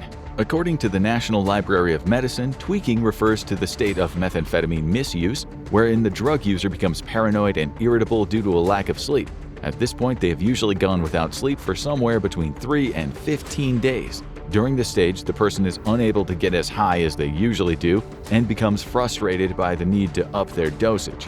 They can become violent, unpredictable, and potentially dangerous to others or themselves. This particular stage can be identified by rapid eye movement, up to 10 times faster than normal, a quivering voice, and jerky movements. Fact 4. Florida man and meth seem to go together like peanut butter and jelly. Another story saw a Florida man hiding meth in, well, let's just say his rear, after a hit-and-run car crash. The driver hit a paraplegic bicyclist hand-pedaling on the road and immediately fled the scene. But karma was swift and the authorities tracked the man down and found him with meth between his cheeks, not the ones on his face. Fact 3. Meth first exploded in popularity as an illegal drug in the 1980s, but it is still very much in style in certain parts of the United States. According to the Pew Research Center, from 2015 to 2019, arrests for meth possession increased by 59%, and self-reported possession of meth increased by 22%. Fact 2. If you or someone you know is struggling with meth abuse, there are resources available. The National Institute on Drug Abuse recommends multiple potential courses of action, including the Matrix model, a 16-week behavioral treatment that combines therapy, family education, and counseling with traditional 12-step support. There are also contingency management interventions, which use positive reinforcement to assist with abstinence from drugs. Look into your local resources as well, as there are lots of people who want to help. Fact 1. Let's take things out on a lighter note. Say you're designing an awareness campaign for the issue of meth abuse in your area. Say you have to come up with a catchy slogan, something that gets people thinking about the meth crisis and how we're all in it together when it comes to solving it. The South Dakota government went with the well-intentioned but disastrous "Meth, we're on it." South Dakota has indeed been seeing a troubling uptick in meth usage, with twice as many teenagers using it in the state than the national average. However, we're not so sure this campaign really gets the message across, unless they're trying to imply that the only way to have enough energy to stop meth is to start smoking it too. If you can't beat 'em, join 'em. Note, we here at the Infographics Show do not, under any circumstances, endorse joining them. When 40% of all drug-related emergency room visits are from just one substance, you know you're dealing with something that shouldn't be messed with. Thermal injuries, hypothermia, kidney damage, crack lung, crack belly, not to mention the deadly, excited delirium, the most terrifying consequence of a life on crack. You'll hear about these things and much more in today's episode of the Infographics Show. What happens to your body if you do crack? Before we get to the horrors that long-term use does to the human body, we should try to figure out what makes people keep reaching for the pipe, even when they know it's doing untold damage. People who've done crack just about all say the same thing about their very first hit. It's like a super orgasm. Like your brain is on a rocket ship on a mission to planet Euphoria. Or as one user said, you feel like Superman for 10 minutes. And there is the problem. 10 minutes. It might even be less, maybe more like 5 minutes. Another crack user said his first time featured orgasmic feelings running up and down my spine, exploding into infinity. And at the end of that very positive review, he said, "Best 5 minutes ever." After the intense blast-off, your spaceship comes hurtling back down to Earth and lands with a resounding thud. And that's when the novice user might utter the infamous words, "Have you got any more?" Crack is very more-ish. Over 6 million people over the age of 12 in the US will know this, because statistically they've tried crack at least once in their lifetime. When you snort the powder version of cocaine, the drug enters your bloodstream via blood vessels in your nose, which is a longer route to get all those happy chemicals, mainly dopamine flooding into what experts call your brain's hedonistic hotspots. When you take a hit of the crack pipe, the smoke hits your lungs and disperses into your bloodstream fast, making the high immediate. So, you take that first hit of the pipe, your heart rate suddenly increases, your pupils dilate, and your blood pressure and temperature rise. If you do too much, you might feel restless and a bit anxious. As you'll see later, some people can get very aggressive. They can become paranoid and delusional. With all these quick and intense changes going on in your body, there's a risk of overdose, even on your first time. Maybe you didn't get the memo about not overloading your pipe. At best, you might just feel nauseous. At worst, you could be on your way to an early death. If you live in North America, you have the added danger of your crack possibly being mixed with fentanyl. It's the US's public enemy number one. In a 2023 study, 12 to 15% of cocaine samples that went to a lab contained this very strong synthetic opiate. Experts are calling this era of contamination the fourth wave of the opioid crisis, meaning a new wave of deaths. A guy in the US was recently sentenced to 16 years in prison because the crack he sold was mixed with fentanyl, and 4 people died in a single day. The National Institutes of Drug Abuse, or NIDA, said there were just over 27,000 overdose deaths from cocaine mixed with opioids, mostly fentanyl, in 2022. For most of the 2000s, it was less than 5,000 a year. NIDA said there had been many deaths involving all kinds of stimulants, stating that drug overdose deaths involving stimulants rose from around 12,000 in 2015 to over 57,000 in 2022. Nearly 70% of stimulant-involved overdose deaths in 2022 also involved fentanyl. From 2000 to 2014, the death rates were anywhere from about 3,000 to 10,000. But you don't need fentanyl to die on crack.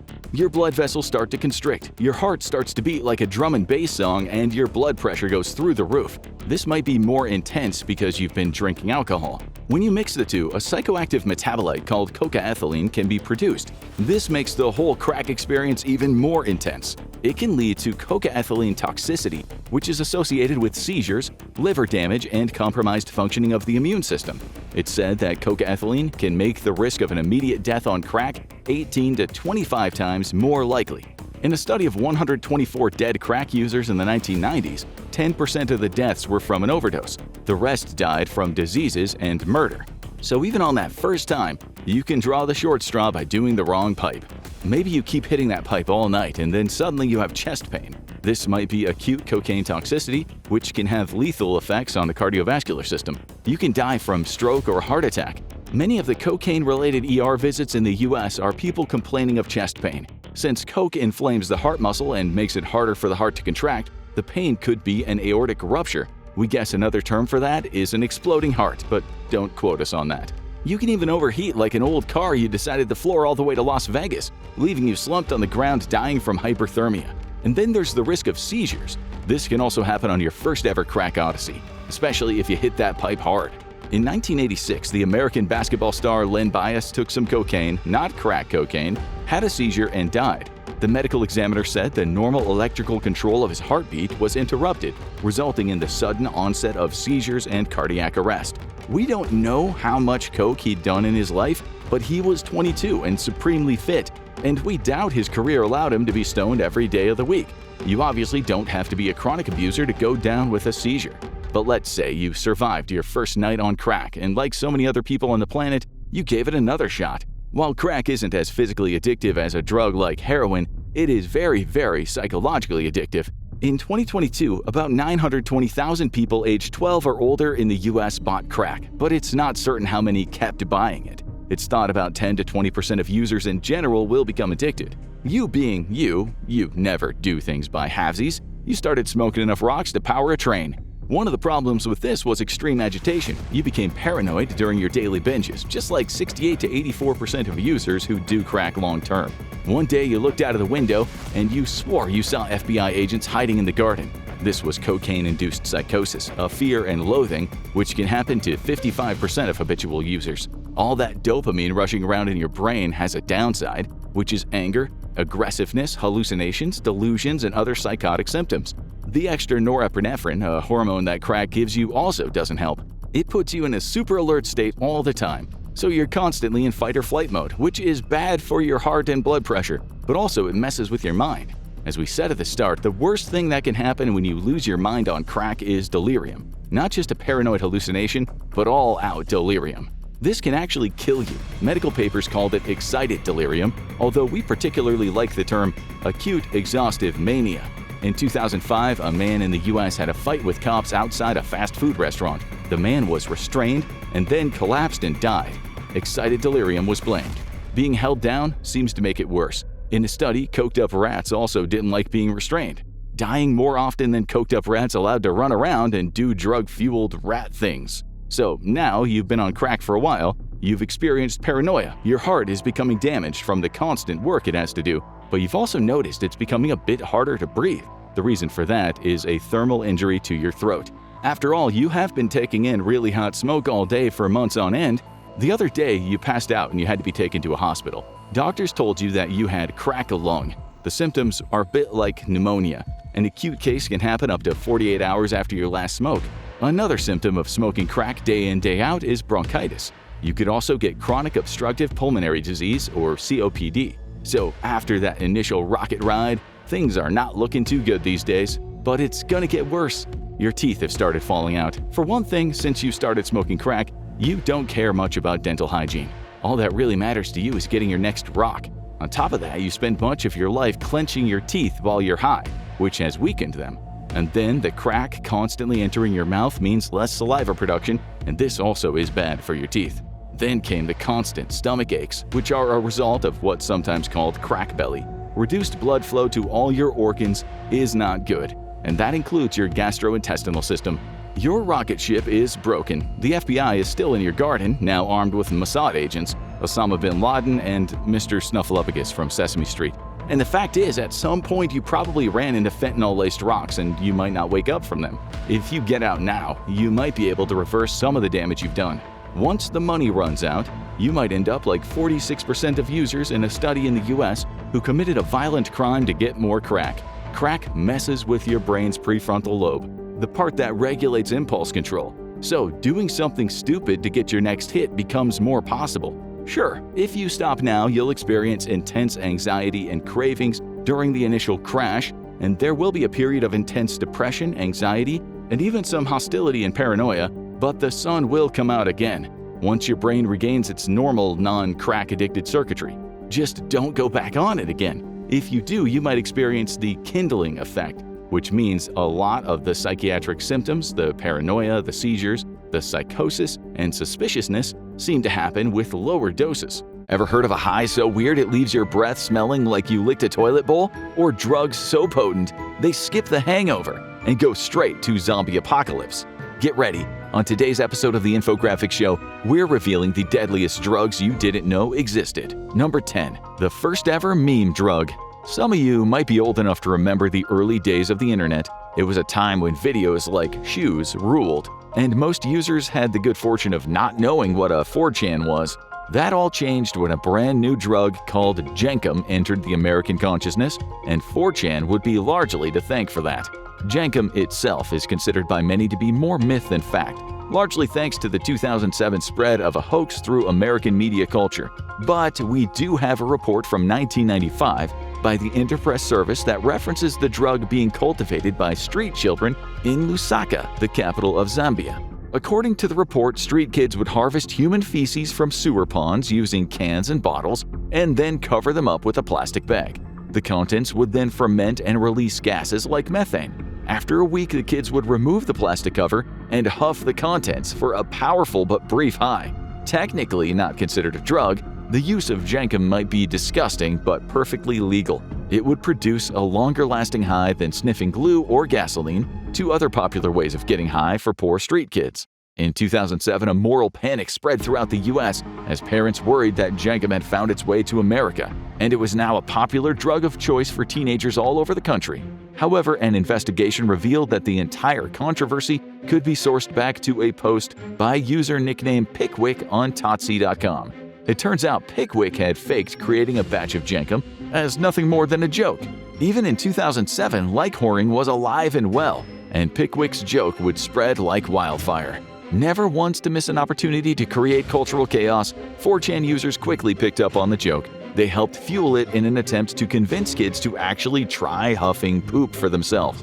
Jenkem might have never been as popular as claimed by reactionary media, but it appears to be a very real drug that at least some have turned to in desperation.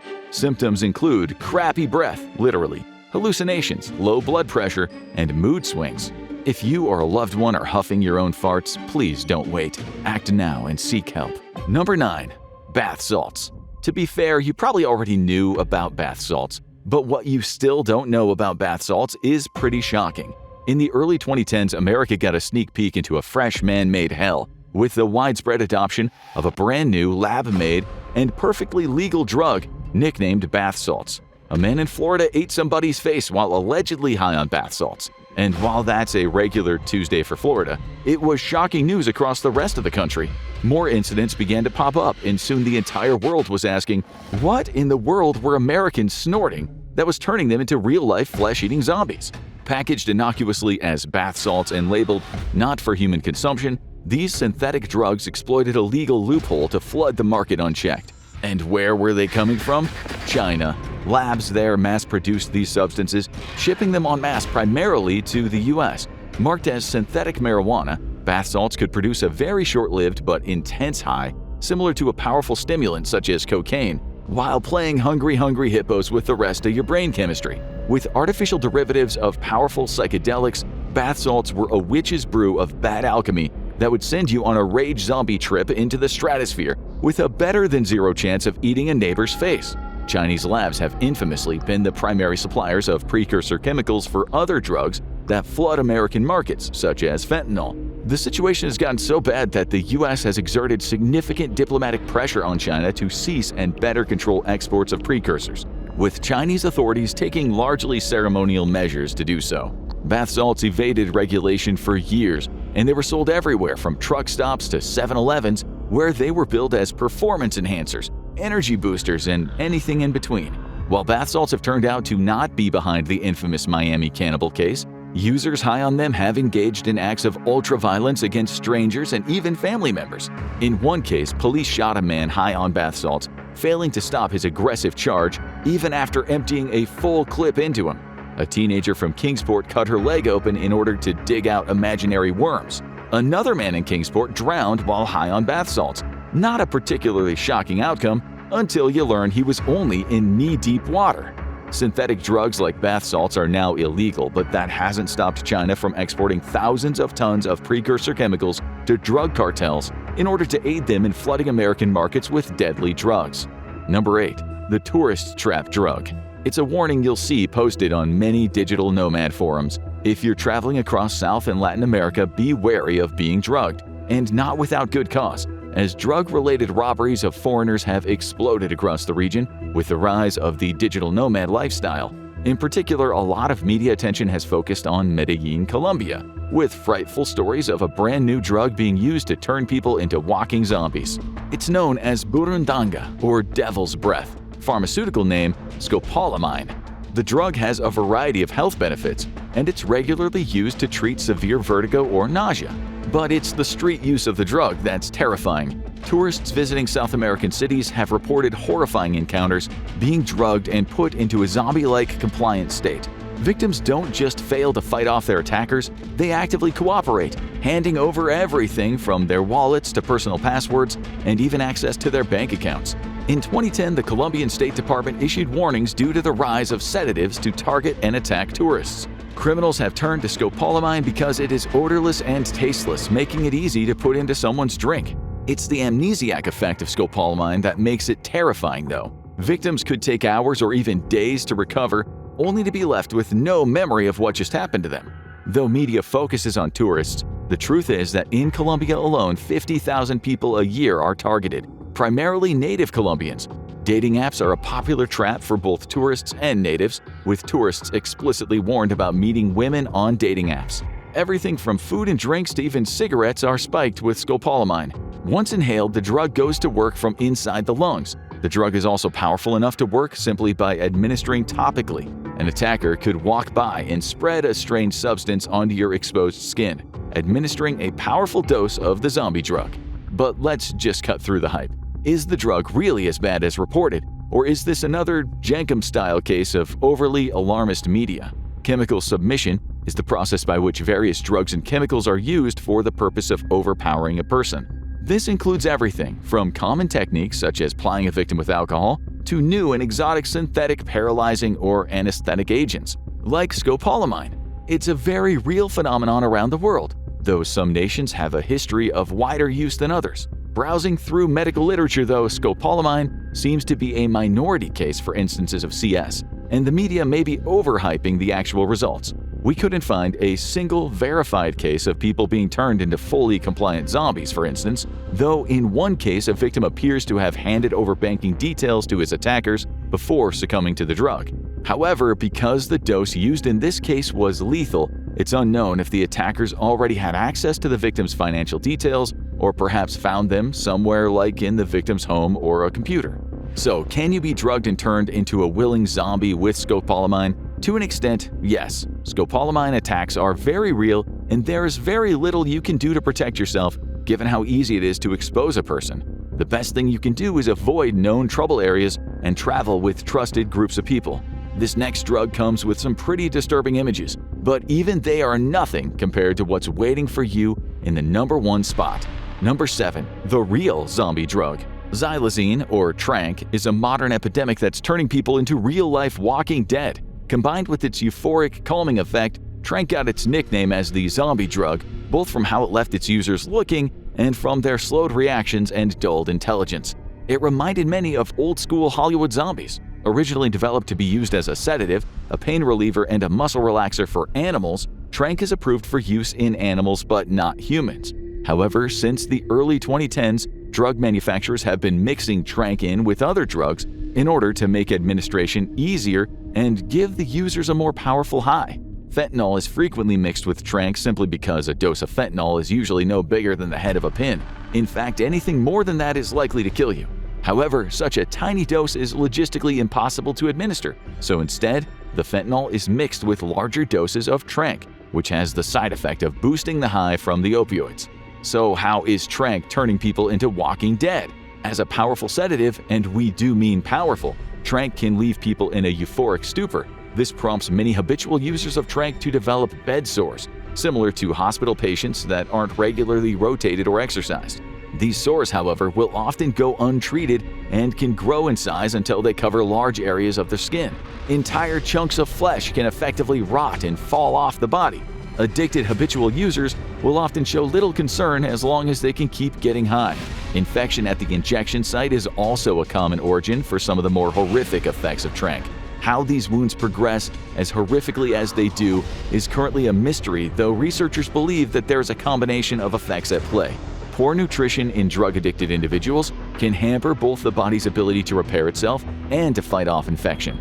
The infection itself can result in itchy scabs that the user picks at. Slowly but surely, the wound grows and spreads until it leaves a large part of the body looking like a reanimated corpse. It's also believed, however, that tranq's effect on blood vessels has a lot to do with the spread of these wounds. Tranq can constrict blood vessels and elevate blood pressure. It eventually makes it difficult for the blood to circulate properly and pass through and into tissues. This effect, compounded by others mentioned before, could lead to necrosis and destruction of the flesh and skin. What drug will improve sex but give you cancer in the process? That's coming up, but first, number 6. Bath salts, the sequel. Synthetic drugs once sold under the label bath salts at gas stations nationwide may now be outlawed, but synthetic drugs themselves have exploded in popularity. Thanks to advanced technology and accessible education, the wonders of chemistry are becoming easier to master. This means street dealers worldwide are turning to cheaply made synthetics to flood the market with potent new intoxicants. Flocka, the most popular of synthetic cathinones, has exploded in popularity in 2014 and 2015. A cousin to the various witch's brew of synthetic drugs once sold legally over the counter, Flocka has more than lived up to the reputation bath salts once had, and exceeded it. In Fort Lauderdale, a man high on Flocka approached police at a police station, claiming he needed to go to jail. Clearly misunderstanding how the whole prison system thing works, the man decided his best move was a dramatic escape. He bolted from the cops, scaling the police station's metal fence. He ended up impaling himself at the top, remaining painfully stuck until rescued by the fire department. Another Florida man, no surprise there, high on Flocka ran his car into a jail trying to break inside in order to visit his friends. How bad is Flocka? See the range of symptoms for yourself. From walking around like the Walking Dead to full-blown psychotic breaks. Flocka's impact on the brain is unpredictable, given the poor conditions under which it's manufactured. This means how it affects a person can be completely unpredictable. Long-term use, though, can lead to permanent psychological harm and lifelong delusions or mental disorders. And you can get it for cheap, as little as $5 a dose in some places. We just scratched the surface of these terrifying substances, and there's a whole lot more to come. But which of these drugs has shocked you the most so far? Let us know in the comments. Number 5. The sleepy time drug. Gamma-hydroxybutyrate, better known as GHB, is a powerful substance that's growing in popularity and showing up everywhere from bars to clubs to the highest levels of power in various industries. And the goal is the same: render you unable to resist someone physically. The drug is nearly tasteless, although alleged to be slightly salty. However, when mixed into a liquid, it dissolves completely, making it invisible. But it's the ability to mix GHB into a variety of delivery methods that makes this drug so terrifying. It can be administered in pill form, dissolved into a drink, or sprinkled onto food. It can even be absorbed internally through agents like lubricant. GHB, however, can also be used to fight depression and even stimulate muscle growth, which has made it a popular drug of choice for amateur chemists, along with the fact that it is fairly easy to produce the precursor agents for GHB. This only ups the risk, though, as both these homemade brews and those bought from equally amateurish drug dealers can be dangerously impure or have inaccurate doses. Every time you take a dose of GHB to fight off the gloomies or build muscle mass, you are rolling the dice with your physical and mental health. GHB abuse is believed to cause long-term psychological harm and bad trips that can end in tragedy. This next drug will put you through hell, but the drug in the number 1 spot will make you physically look like you belong there. Number 4. Seventh Heaven. Those of you who enjoy raves probably recognize the nickname of this next drug. Exploding onto the scene in the 90s, a variety of party drugs became increasingly popular in clubs across the world. One of the newest variants, 2CB, is quickly becoming a scourge, though, due to a whole rash of unwanted side effects and a propensity for very bad trips. 2CB is a psychedelic drug capable of impacting all 5 senses, making it a popular choice for those looking for a strong trip capable of lasting several hours per dose. The drug can alter mood, perception, and even sensations of time slowing down to a near crawl or speeding up to a blur. Users often report feeling like they've stepped outside of time itself. Some even state that the drug allows them to slow time down so as to more fully absorb details in the world or in a conversation they might have otherwise missed. Part of the appeal of 2CB is the powerful visual and auditory hallucinations that it can manifest, affecting each individual differently. On the positive side, users report vivid experiences like explosions of color synchronized with the music, resembling an artificial form of synesthesia, to encounters with loved ones who have passed away. However, on the negative side, 2CB can create nightmarish distortions of reality, and because it affects all 5 senses, individuals can not only see these hallucinations, but often feel, smell, and even taste them. The uncontrollable nature of 2CB's hallucinations are what makes it dangerous. In certain individuals already prone to mental illness or suffering from them, these hallucinations can trigger a catastrophic worsening of their condition. The fact that the drug is often combined with other drugs specifically to enhance its psychedelic effects only makes it more dangerous. If you've learned anything by now from this video, it is that bad alchemy can be deadly, and mixing and matching drugs is definitely bad alchemy. The 2 most commonly mixed drugs include cannabis and opioids, such as tramadol. When mixed with weed, 2CB creates a much more potent hallucinogenic experience, but it's commonly known to increase the chances of a bad trip. Mixing 2CB with opioids for their euphoric effects comes with a hidden danger. It can significantly lower the body's threshold for seizures, posing a serious risk, especially to individuals unaware that they're already prone to such conditions. 2CB is commonly taken in powder form, though it is available in pill form. Snorting 2CB can be extremely painful due to the crystalline structure of the powder, in effect sandblasting the delicate tissues inside of your nose. Like cocaine, prolonged abuse of 2CB by snorting can actually cause substantial damage to your nose. Want more crazy drug trip videos? This drug delivers them in spades. Number 3. The drug that'll have you fighting sandworms. We've already chatted about synthetic cannabis and the explosion of synthetic drugs on the market starting in the late 2000s. One of these variants of synthetic cannabis, however, has garnered a reputation for driving people completely out of control. The opposite of what millions of people hoping for a mellow marijuana-like high were hoping for. We're not on planet Arrakis, and no, you're not Timothy Chamomile or whatever his name is, but you too can experience the joys of spice. A synthetic attempt at recreating the high of cannabis, spice has become a catch-all term for various types of fake weed, and they're all terrible and horribly dangerous. This is what a bad high on weed looks like, and this is what the average spice trip looks like. You'll likely notice there is a significant difference between the 2 highs. By the way, yes, that second video is an inmate live streaming from inside prison. We got inmate influencers before GTA 6. Once more, the dangerous spice is its unpredictable chemical makeup and poor manufacturing techniques. The toxic cocktail can have a variety of effects on the brain, from extreme aggression to hallucinations and confusion like this.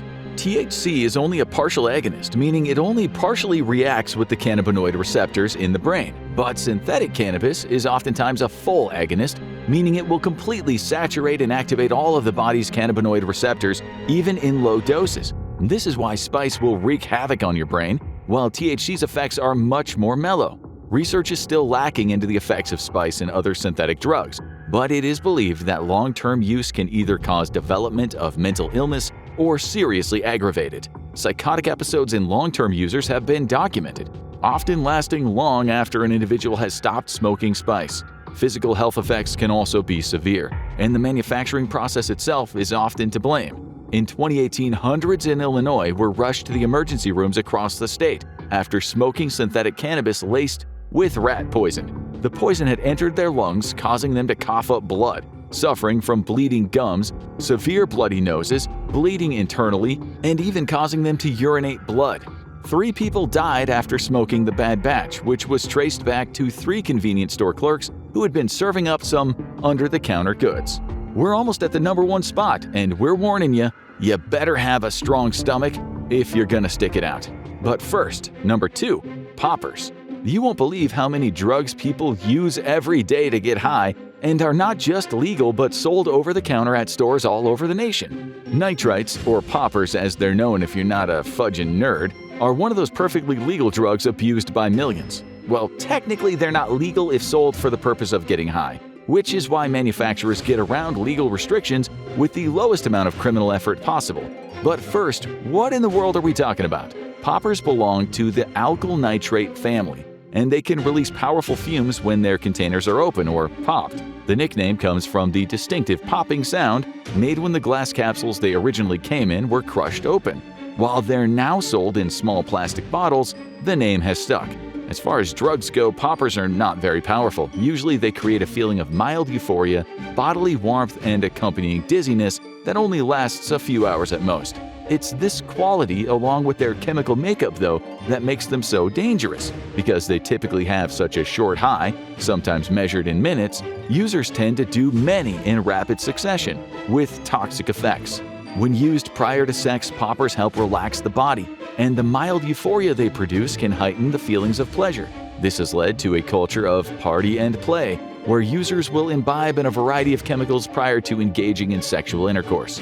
Most poppers will have a high that lasts around 2 to 5 minutes, which helps add to the danger of overuse. Direct contact with the skin by some poppers can actually cause chemical burns and severe inflammation, especially around the nose and mouth. Swallowing rather than inhaling a popper can also lead to a dangerous drop in oxygen in the blood, causing extremities to turn blue from a lack of oxygenation. They can also cause unconsciousness and have been known to put people into comas and even kill. Poppers have been documented to cause temporary changes in eyesight from routine users. They've also been linked to a direct increase in sexually transmitted diseases, likely because users who are high are less prone to making decisions to have safe sex. Some poppers have also been shown to be carcinogens, increasing the risk of cancer in habitual users. So, how is it that poppers remain perfectly legal for sale? That would be because in order to skirt around drug laws, poppers are not advertised for human use. Rather, companies that produce them will label them things such as room deodorizer, leather polish, nail polish remover, or even cleaning solutions for various electronics. With names like Buzz, Heavy Duty Bolt, Bang, and Purple Haze, though, it's no secret what their intended use is. Number 1. Crocodile. Crocodile is a designer drug with origins in Russia and Eastern Europe. A synthetic opioid, it's easily manufactured at home with codeine, which up until 2012 was available over the counter in any Russian pharmacy. Russian chemists discovered they could boil codeine tablets alongside a diluting agent such as paint thinner, gasoline, and hydrochloric acid to produce desomorphine. Desomorphine is 8 to 10 times stronger than morphine and much faster acting, though it lasts shorter than morphine, which really spikes up its addiction potential. Like any homemade drug, Crocodile suffers from an incredible degree of contamination due to the manufacturing process. Crocodile is so powerfully addictive that even if one customer dies, there's always more to take their place. But Crocodile is so deadly that on average, an addict will only live for 2 years. The drug's curious name came about due to the effects the drug has on the human body. Crocodile results in necrosis of the skin. After injecting the drug, the injection site will become swollen and painful, with the skin soon after becoming discolored. Ulcers will form as the tissue around the injection site begins to die and slough off. It's believed that it's not the drug itself that's causing these effects, but rather the myriad toxic chemicals used in its production and present in the dose being injected. Paint thinner and gasoline can be extremely harmful to skin, and even more destructive when injected directly into the body. The inevitable hardening of the flesh and black discoloration is what earned Crocodile its name, due to the resemblance to the scaly hide of a crocodile. Damage will progress down past the skin and into the muscles and the cartilage underneath. This will cause muscles around the injection site to also die off, eventually simply shedding off of a user and exposing the bone underneath. The limb may retain some function depending on the muscles affected, but because users must find new areas to inject themselves, the damage tends to grow outward from the first injection site, slowly consuming entire swaths of the body. Crocodile can also cause bone death and infection of the bones themselves, even far away from the injection site. Bacteria can enter the body through deep wounds and penetrate into the bone itself, and thanks to damage to blood vessels that Crocodile creates, reduced blood flow can also lead to a loss of oxygenation to the bone. Amputation is inevitable as the entire limb becomes useless. Gangrene and other serious infections will inevitably set in, leading to death if not treated. But organ failure is the most common cause of death for Crocodile users, and addicts who don't get treatment will on average die within 2 years. One of the most horrifying and destructive drugs in the world, Crocodile is always under threat of wiping out its own customer base. prompting dealers to push it hard in order to snare in new addicts to keep the cash flowing. Did any of these drugs surprise you, or do you know of others? Share your thoughts in the comments. Weed, cannabis, the good kush, sweet Mary Jane. She's been around a long time, over 5,000 years in fact, and in that time the infamous drug has racked up some incredible stories and uses. How did this bud ignite a war? Why does India have a weed milkshake? And did you know that in the 1930s, they made an infamously bad propaganda film about how weed would turn you into a psychopathic killer? We're ganja tell you all this and more. Welcome to the wild, wacky history of weed. Let's begin with the basics. What exactly is weed? Marijuana is a drug that comes from the cannabis plant, an ancient flora that's been used all over the world for centuries for its medicinal, spiritual, and agricultural properties. The latter is more commonly known as hemp. The seeds of the plant can be used for food. The oils and fibers produced by hemp can be made into clothing, paper, and ropes, which was very useful as those things were in high demand. And one plant could do it all. Now, we aren't really sure when exactly the cannabis plant popped out of the ground, since we weren't alive back then, unless there's a secret immortal hiding away the truth. And if you're an immortal watching this, please let us know in the comments. We know it's incredibly old, that much is certain. Lucky for us, there are scientists dedicated to finding out the answers. They haven't found all of them yet, but we hear they're still looking. So for the sake of brevity, let's keep this to weed's history with the human race. Our first stop on this dank adventure brings us to China. Cannabis sativa, weed's maiden name, had been established as a useful farming crop in this region due to its fast-growing nature and ability to produce textiles, fiber, and grain. Around 2700 BC, legendary Chinese emperor Shen Nong, whose name means divine farmer or divine husbandman, reportedly discovered the health benefits of the plant, using it to treat a variety of ailments which were cataloged in a book known by many names. Still, his friends call it Pen Sao Ching, the divine husbandman's materia medica. The emperor earned a new title thanks to his teachings, now considered the father of Chinese medicine. Most of us are lucky if we get one cool title in our life. Good old Emperor Shen Nong couldn't get enough. How MJ became global after its debut is likely thanks to the infamous ancient trading route, the Silk Road, or Silk Route. This 4,000-mile journey between China and Europe is believed to be the key in how cannabis spread its leafy wings and took people higher, quite literally, as one of the travel paths merchants took up into the Pamir Mountains. These mountains contain Jerzan Cemetery, an ancient burial site that would unknowingly shine a light on some massive weed mysteries. Approximately 2,500 years later, these tombs were excavated, and you'll never guess what they found. That's right, bones! Bones that were carbon dated to about 500 BC. But buried with the bones were wooden burners that would burn a special plant. Can you guess which one? It was cannabis sativa, and if you guessed that, feel free to take any prize from the middle shelf. Historians and archaeologists have extrapolated that ancient mourners in this area would add cannabis seeds to the hot stones and inhale smoke while burying the deceased or visiting. The oldest known evidence of humans smoking the herb. We told you this stuff was old school. They don't call it the OG Kush for nothing. Whether ritualistic or to simply hide the rotting stench of the corpses with its distinctive smell, the cannabis found in those braziers was unique when compared to previously found specimens. It contained a high level of tetrahydrocannabinol. Now, for those of us who can't afford $5 words, THC. The psychoactive chemical is what stimulates the brain and allows one to enter a higher plane while smoking a bowl, metaphorically speaking. In 440 BC, Greek historian Herodotus was traveling the world. Around this time, his travels led him to meet the Scythians, a fierce nomadic tribe that originated from what's now known as Siberia, but spread across Central Asia from 900 BC until 200 BC.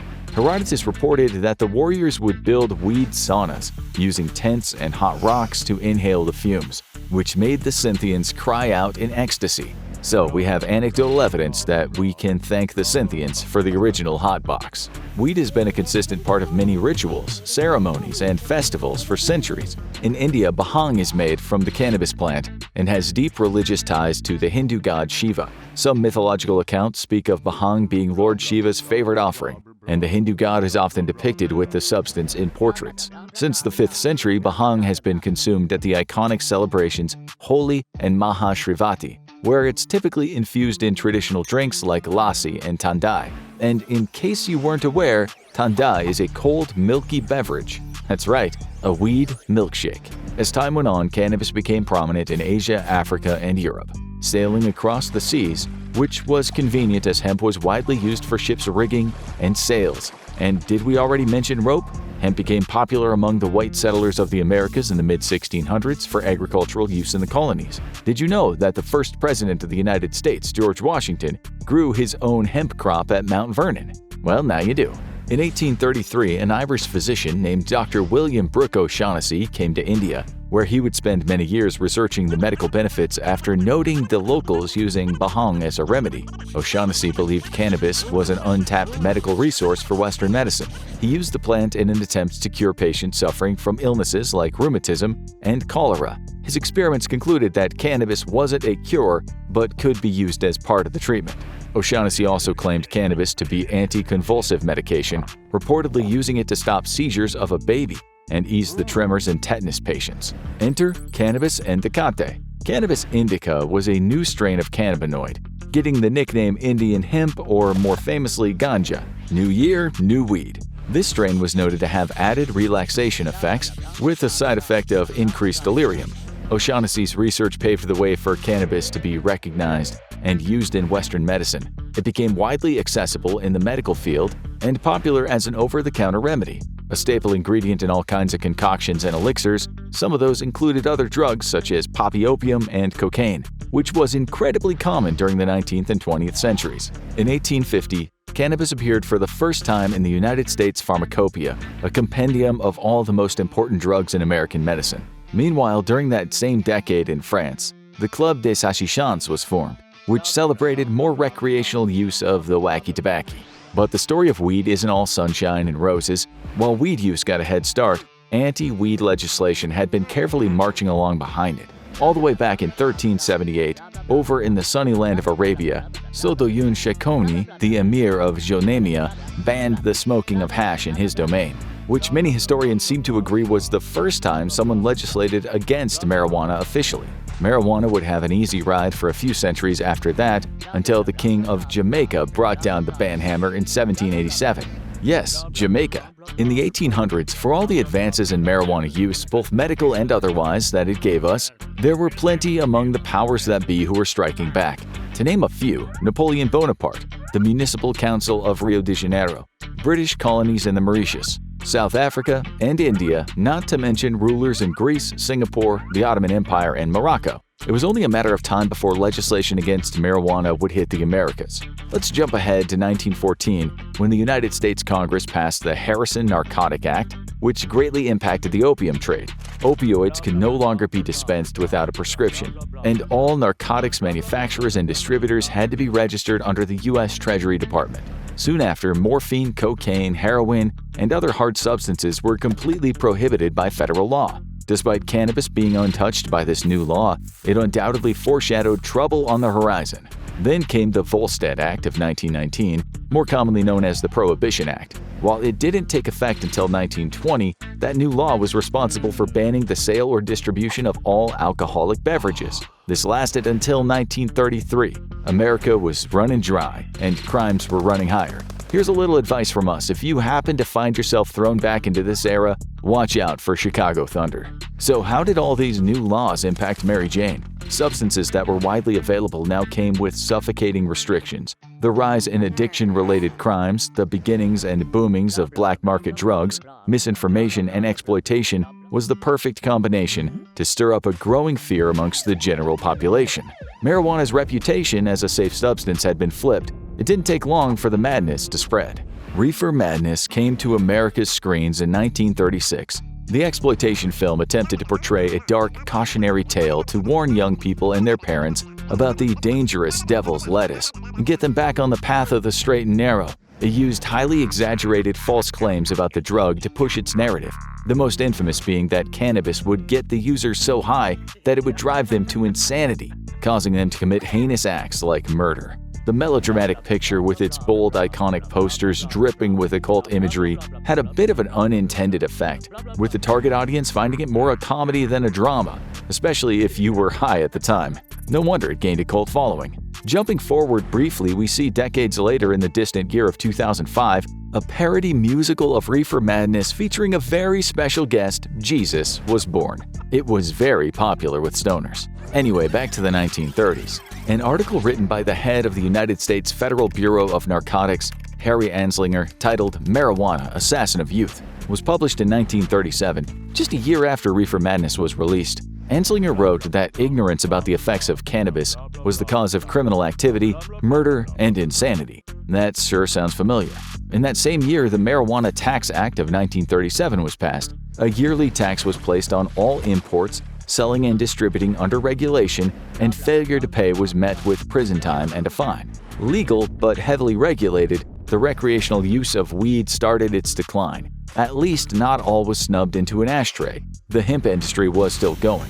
Medical marijuana was still accessible under the right circumstances, but how long would that last? In 1942, cannabis was removed from the U.S. pharmacopoeia. Despite the reputation of weed being linked to the shady underground of crime, that didn't stop breakthroughs in research involving the herb. Israeli chemist Raphael Mechoulam isolated and identified THC, that little mind-altering chemical we mentioned earlier, and the structure of cannabinol, CBD, in 1964. This allowed more in-depth studies on just how weed affected the human brain. By isolating THC and using CBD, the medical benefits used for centuries were now accessible without the psychoactive high. But don't count THC out yet. More information was discovered during the study on how THC could be used in therapeutic treatments. During the 60s, a new era of free love was emerging, and Mary Jane became linked to the hippies, who brought with them a wave of new revolution against social norms through the use of fashion, political rebellion pushing the call for peace, and love over war. And of course, music, sexuality, freedom of expression, and psychedelics. Cannabis use was extremely popular amongst those involved in the movement. 1967 saw the Summer of Love. Hundreds of thousands of people flooded the streets of the Haight-Ashbury district located in San Francisco in celebration of freedom, peace, art, music, good vibes, and getting blazed. Flower power. This unplanned but significant event caught mass media attention, and not everyone was happy about this new movement. Enter, stage left, the 37th President of the United States, Richard Nixon. Nixon was primed to start a war, and his target was narcotics. The war on drugs was declared in 1971. Nixon stated drug abuse was the American public's greatest enemy, while in private hoping to use cannabis as a cudgel against his predominantly hippie and black political opponents. Nixon signed the Controlled Substances Act, which listed cannabis as Schedule I narcotic, putting it in the same category as hard substances like heroin. Drugs in this category are deemed to have the highest risk of being abused and contain no medical value.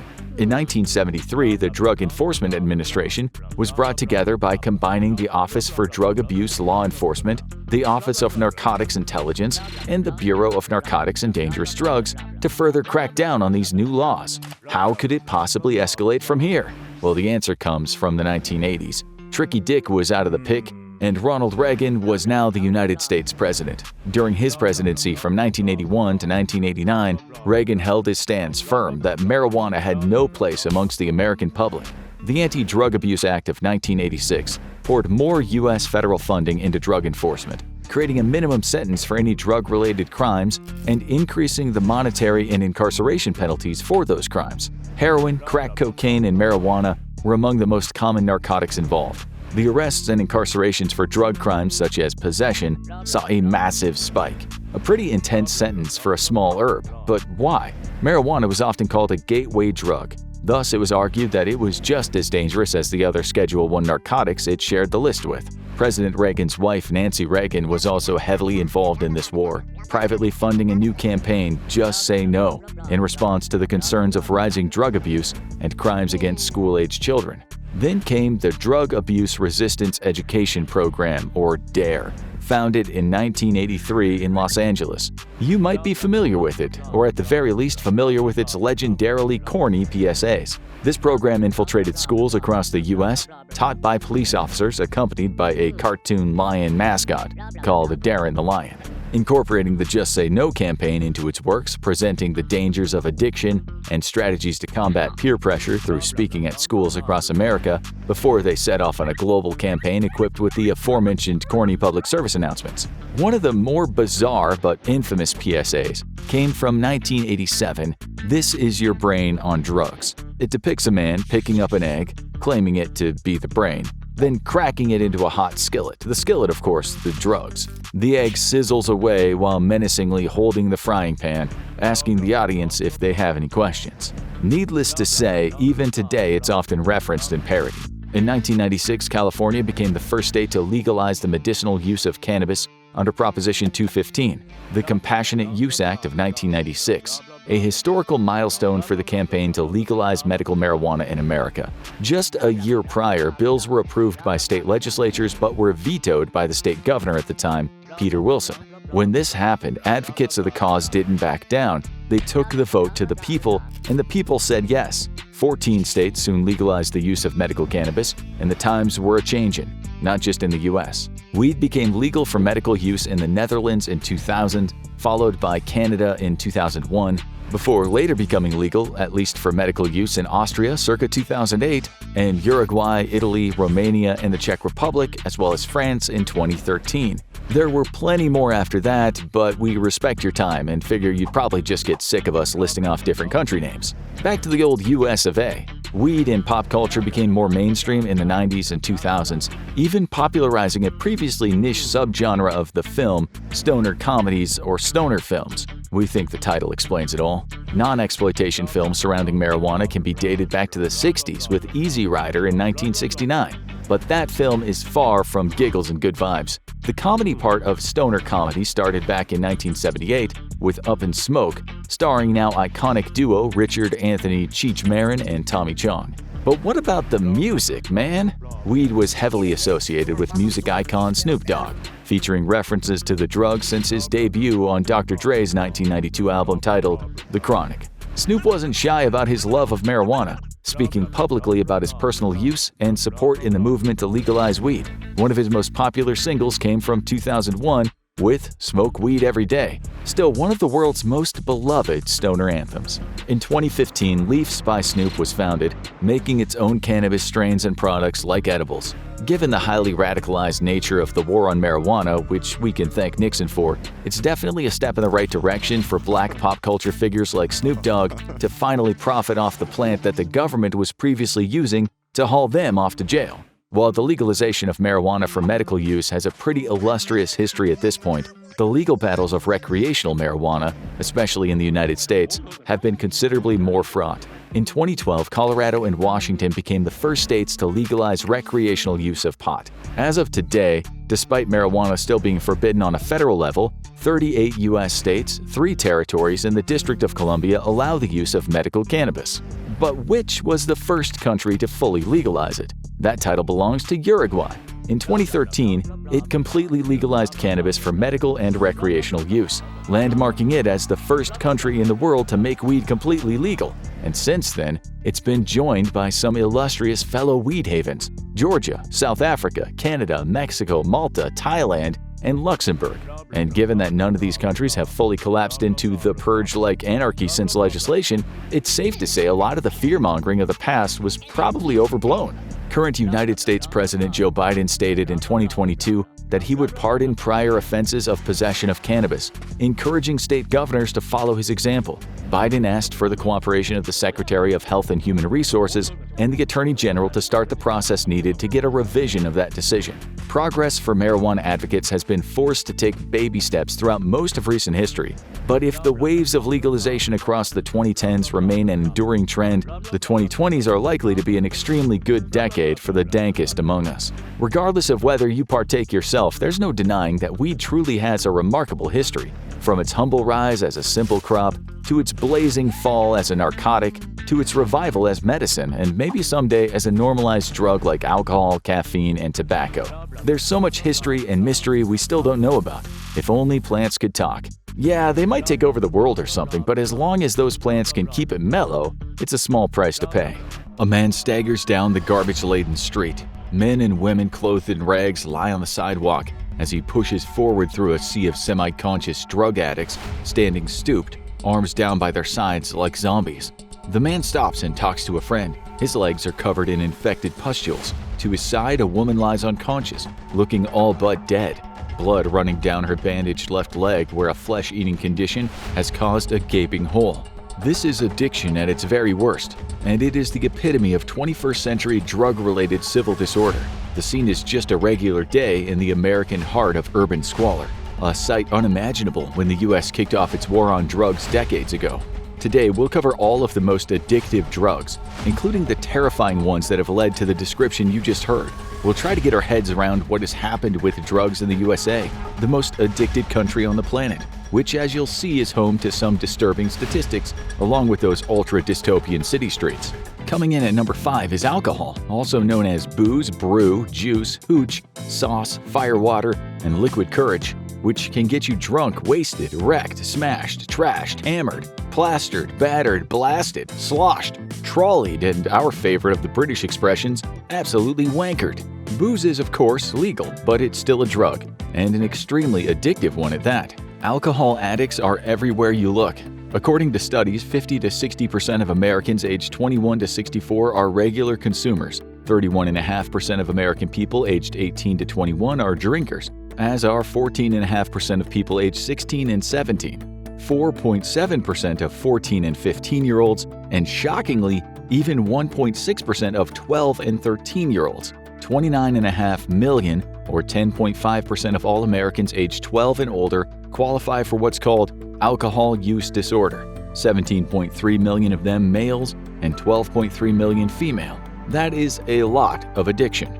The National Institute on Alcohol and Alcoholism wrote that each year there are around 178,000 booze-related deaths in the U.S., about 120,000 male deaths, and 59,000 female deaths. Around the world, over 3 million people a year die because of alcohol abuse, or about 5.3% of all global deaths. In people aged 20 to 39 years, close to 13.5% of total deaths in the world are attributable to alcohol. Alcohol is deadly, but in small amounts it gives you a nice dopamine hit, causing relaxation and reducing social inhibition. Hence the term Dutch courage, relating to Dutch soldiers drinking before going into battle. The calming effect is down to something called gamma-aminobutyric acid, or GABA, an inhibitory neurotransmitter that blocks specific signals to your central nervous system. In layman's terms, it helps you chill out, lessening anxiety, stress, and fear. It's always good to be calmed down, but booze does a lot more than that in the brain, and the results aren't always positive. It literally makes you stupid. And stupid people do stupid things, as can be seen in just about any city in the world on a Saturday night. Alcohol affects a part of the brain called the cerebellum, which is vital for motor skills, hence why drinking makes walking or driving difficult, especially if you've had a lot. That rush of dopamine also affects the brain's prefrontal cortex, our so-called executive suite associated with self-control, decision-making, and restraint. Have you ever woken up after a crazy night out and discovered you spent all your rent money? That's a result of your prefrontal cortex not working as it should. But it also leads to a 40% to 360% increase in dopamine activity, which also means that people use it to self-medicate, making it especially addictive to people with issues like PTSD, anxiety, or depression. In fact, 22% of people who drink in the world will develop a dependence, and for many of them, it's a way to deal with the psychological issues. Even so, the vast majority of people in the world can control their drinking. It's an ongoing debate if there's a safe limit as to how much you can drink.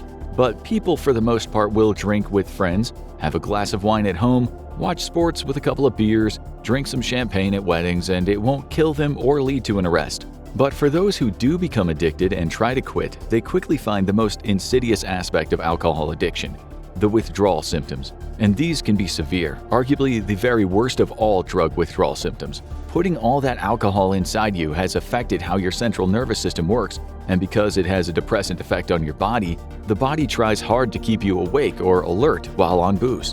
When you suddenly quit drinking, the body is still in this ramped up mode, so you can feel very wired, and you start to shake and feel severe anxiety.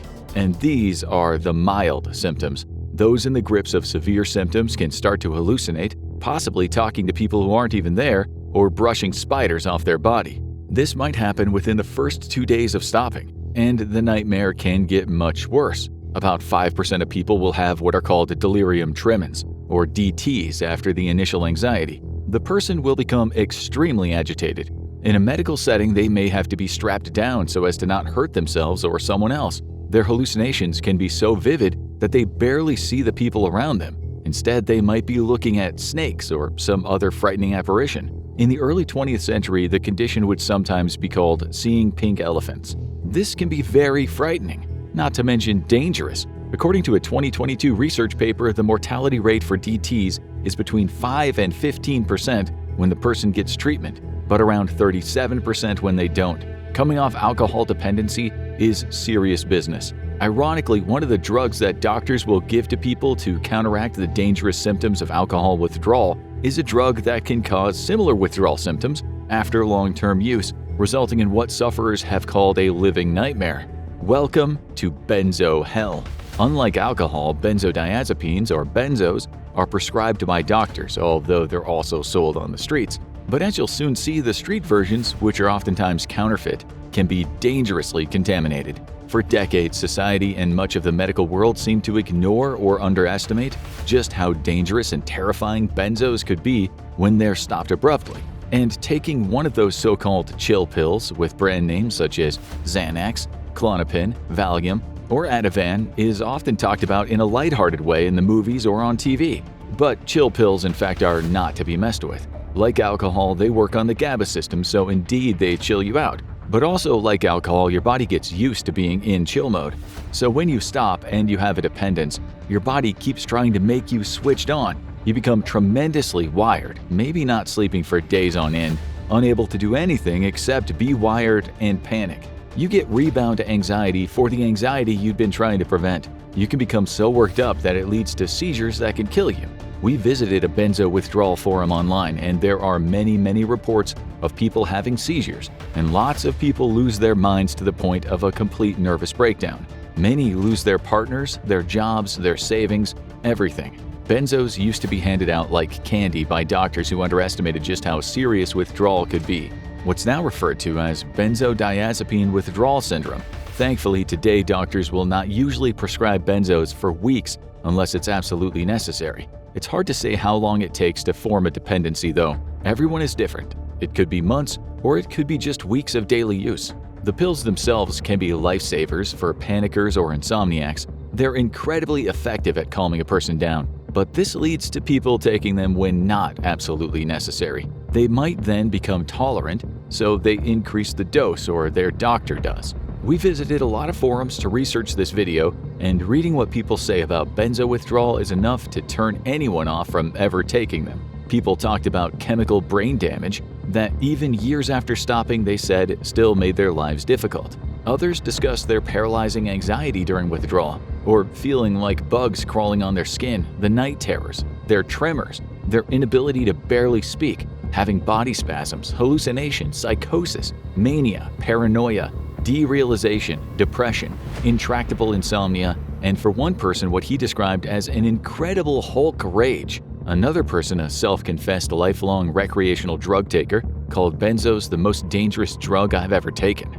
According to the U.S. National Institutes of Health, 30.6 million American adults, or 12.6% of the population, use benzodiazepines. 25.3 million, or 10.4%, take them as prescribed by their physician, and 5.3 million, or 2.2%, misuse them. And the highest incident of misuse falls into the 18 to 25 years of age category. In Scotland, according to the BBC, there was so much misuse that it was dubbed a Valium crisis. In 2019, the BBC published a story with the headline, "Street Valium Blamed for Unprecedented Spike in Drug Deaths." The so-called street blues were selling for pennies, since traffickers were producing so many. Some of them were coming from China, something we'll get to later. In 2023, an Australian newspaper wrote the headline, "Common Anti-Anxiety Meds Turning Australians into Accidental Addicts." Usage in Australia over the last 20 years has shot up, with 1.4 million Australians being prescribed 5.1 million scripts of these chill pills from 2020 to 2021. The same article said that since these are prescribed by the doctor, people don't see themselves as becoming drug addicts, and that the proportion of accidental overdose deaths due to benzodiazepines has doubled in the past 20 years, up 32.5% in 2021. As with another kind of drug we'll talk about, some of the blame for the benzo crisis lies with doctors and pharmaceutical companies who might endorse the use of benzos when it's not always medically necessary. The benzodiazepine market was worth $2.35 billion in 2022 and is expected to reach $3.1 billion by 2032. These pills can be a lifesaver, but they can also be a life ruiner. And behind both are people profiting who don't care either way. This puts benzos high on the most addictive drugs in the world. And the next drug, while not as dangerous in terms of withdrawal symptoms, is even harder to kick. Like alcohol, nicotine is legal, and smokers consume about 5 trillion cigarettes a year, costing about $2 trillion in economic damage, but making a whole lot of people very, very wealthy. In 2024, the global tobacco market generated a revenue of almost $1 trillion and is expected to increase by another $130.2 billion by 2029. That's why you won't be seeing an end to the tobacco business anytime soon. According to the WHO, there are around 1.3 billion smokers in the world, with around 1.1 billion using cigarettes as their fix, and the rest using various other kinds of tobacco products. The legal age for which you can buy cigarettes or other tobacco products differs depending on the country. In the US, you have to be 21 after being raised from 18 in 2019. In the UK, it was 16 for many years, but that changed in 2007 when it went up to 18. Most of the world, 18 is the magic number, although there are about 50 million smokers on the planet who are 13 to 15. The CDC in the US said in 2023, nearly 2 of every 100 high school students, 1.9%, reported that they had smoked cigarettes in the past 30 days. 1 out of 100 middle school students had given it a go at least once in the past month, too. The CDC added 15 of every 100 middle school students, 14.7%, and nearly 28 of every 100 high school students, 27.9%, said they had ever tried a tobacco product in their lifetime. The same report said 9 out of 10 US adults had tried smoking at least once in their life. Considering the dangers, this isn't good news. Still, things now are a lot different from how they were in the past. Some of you out there will remember a time when smoking was pervasive. You went to a restaurant, a bar, or a pub, and the place was full of people smoking cigarettes. People smoked at the office. On planes, you went to the smoking part that was divided from the non-smoking part by a curtain. Former cabin staff have said the smoke was sometimes so thick that they couldn't see enough to carry out the in-flight service. And it was even worse in the decades before that. In the 1930s, American Tobacco, the maker of Lucky Strikes, used doctors in their ad campaigns to sell their cigarettes. 20,679 physicians say Luckies are less irritating to the throat, said a doctor in one ad. And believe it or not, that was an improvement over times in the past. In 1890, an ad for Dr. Batty's asthma cigarettes said their brand helped sufferers of asthma, hay fever, head colds, diseases of the throat, and bronchial issues. That's like saying lard aids weight loss. The company did at least state that kids under 6 shouldn't smoke. After all, they might stick a lit one in their eye. In the 1930s, 50 to 60% of American men and 5 to 10% of women smoked. The number of male smokers was around the same in the 1940s, although around 20% of women smoked. Smoking had been viewed as somewhat unladylike at the start of the 20th century, but thanks in part to Edward Bernays, now known as the father of public relations, and his marketing campaign to show strong women smoking, so-called torches of freedom, the number of female smokers increased. Smoking had attached itself to the growing feminist movement. It was a similar story for men, who were subliminally informed that smoking was a tough guy thing. Eric Lawson, one of the Marlboro men, died at the age of 72 from respiratory failure due to chronic obstructive pulmonary disease.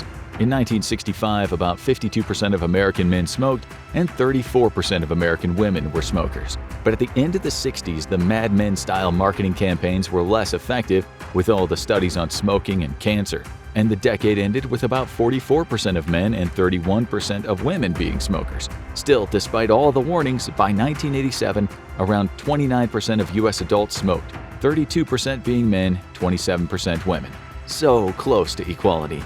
The numbers gradually decreased with bans on smoking and anti-smoking campaigns until we arrived at the adult smoking rate in the US of 14% of men and 11% of women at the start of the 2020s. People know it's bad, but it's still highly addictive, so they keep on doing it. It's estimated that every year around 8 million people die prematurely due to smoking.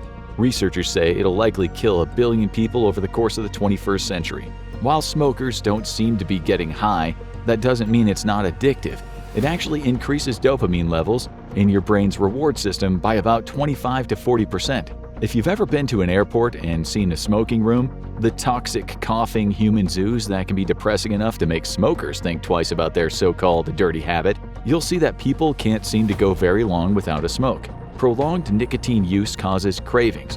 While you might not think you get high from lighting up, you do, which is why it's so hard to quit. According to the CDC, in 2015, a massive 68% of American smokers said they wanted to quit. In 2018, 55% said they tried, but only 7.5% said they were successful.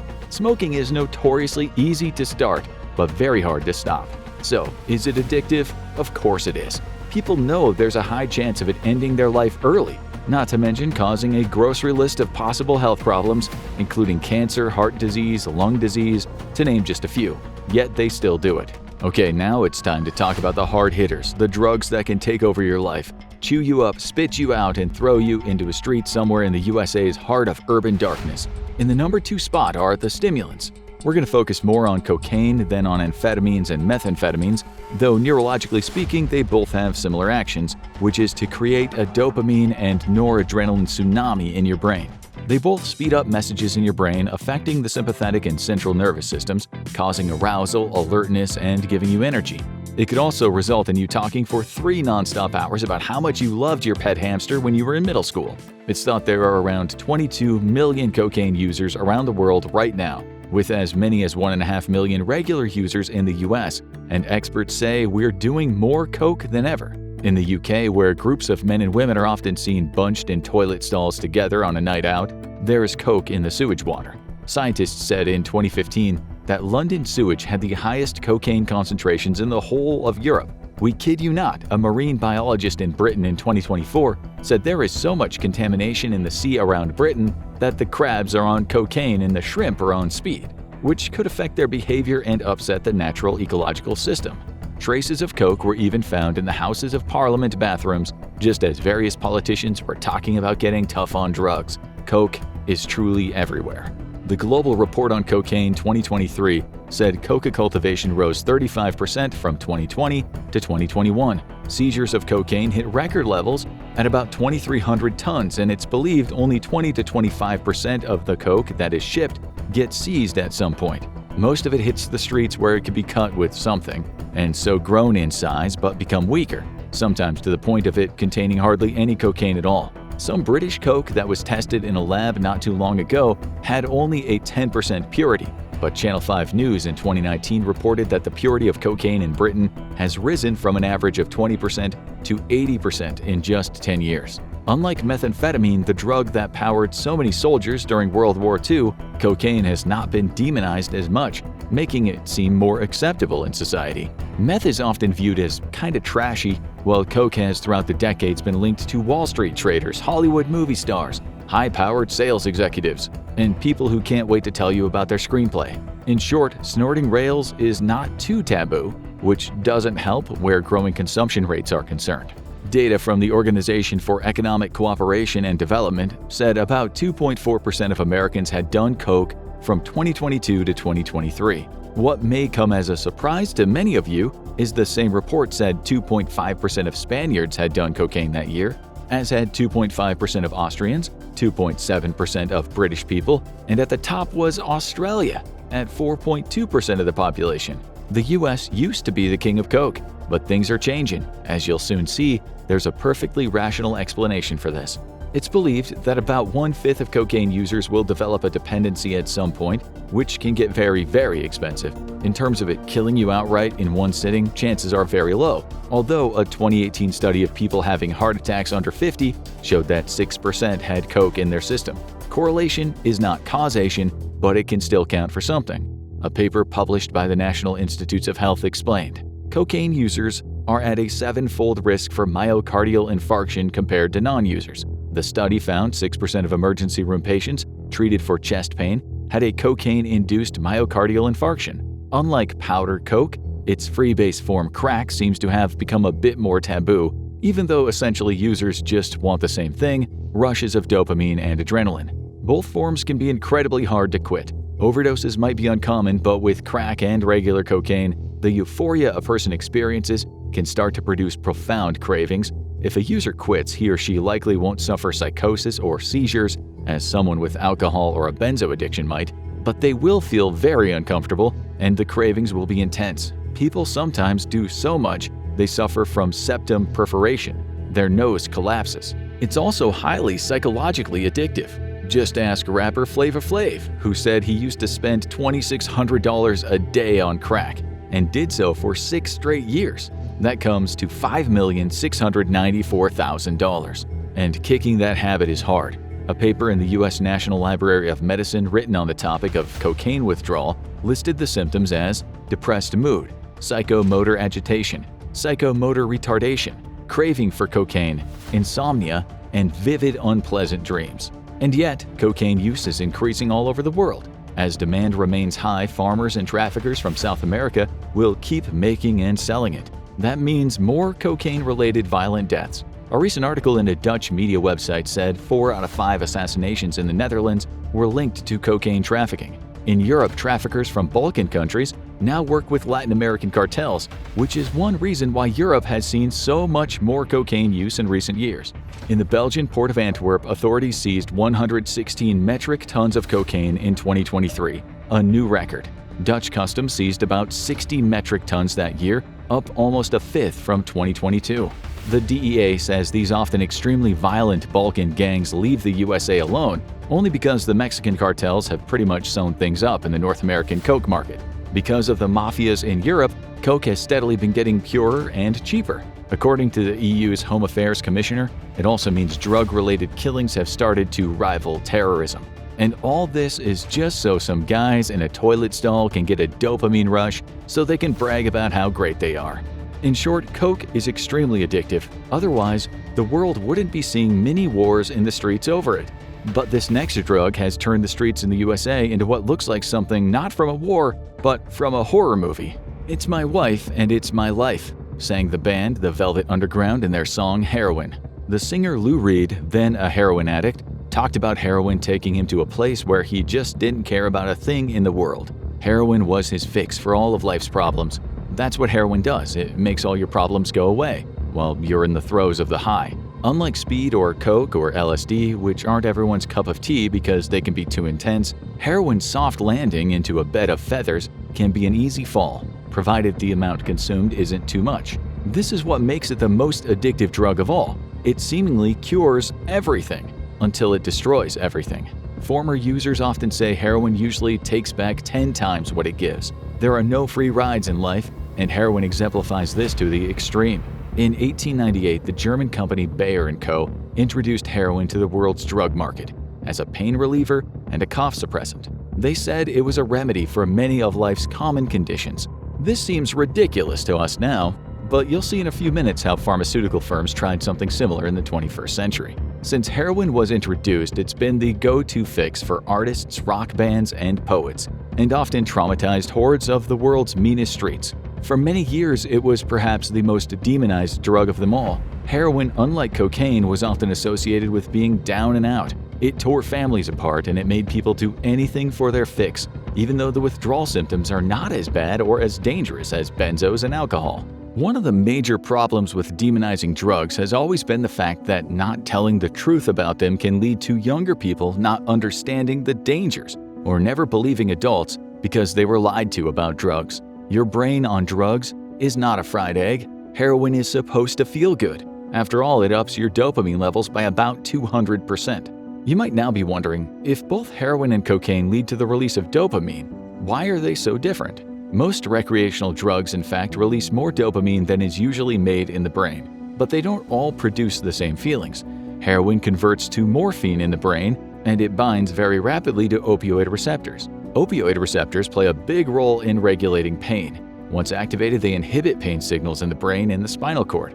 That's why opioids are used in medical settings. The feeling is usually a surge of warmth, described as a rush. This usually comes with euphoria and drowsiness, but it can also make people quite upbeat and chatty, especially in lower doses. The pain it fixes for many people is also emotional pain. Heroin often becomes not a social drug, but something people do in the privacy of their own home, or their cardboard box or toilet cubicles at work. In higher doses, people can gouge out and nod off, which looks like them falling asleep while sitting up, perhaps falling forward over their keyboard at work, and suddenly jolting back.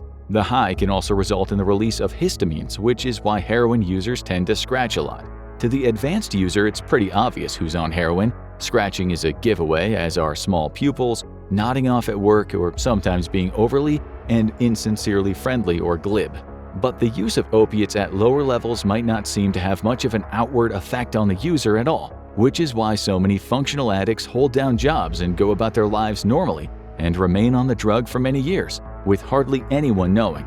You can look very normal on opiates, as is often the case for millions of Americans on prescription opiates. It's when you don't have them or do too much of them that makes people look like the so-called junkies. Tolerance can quickly develop with heroin, which means the body gets used to it, and so a higher dose is needed. Addicts often talk about chasing the first high, which they will never attain again. Heroin slowly rewires the brain.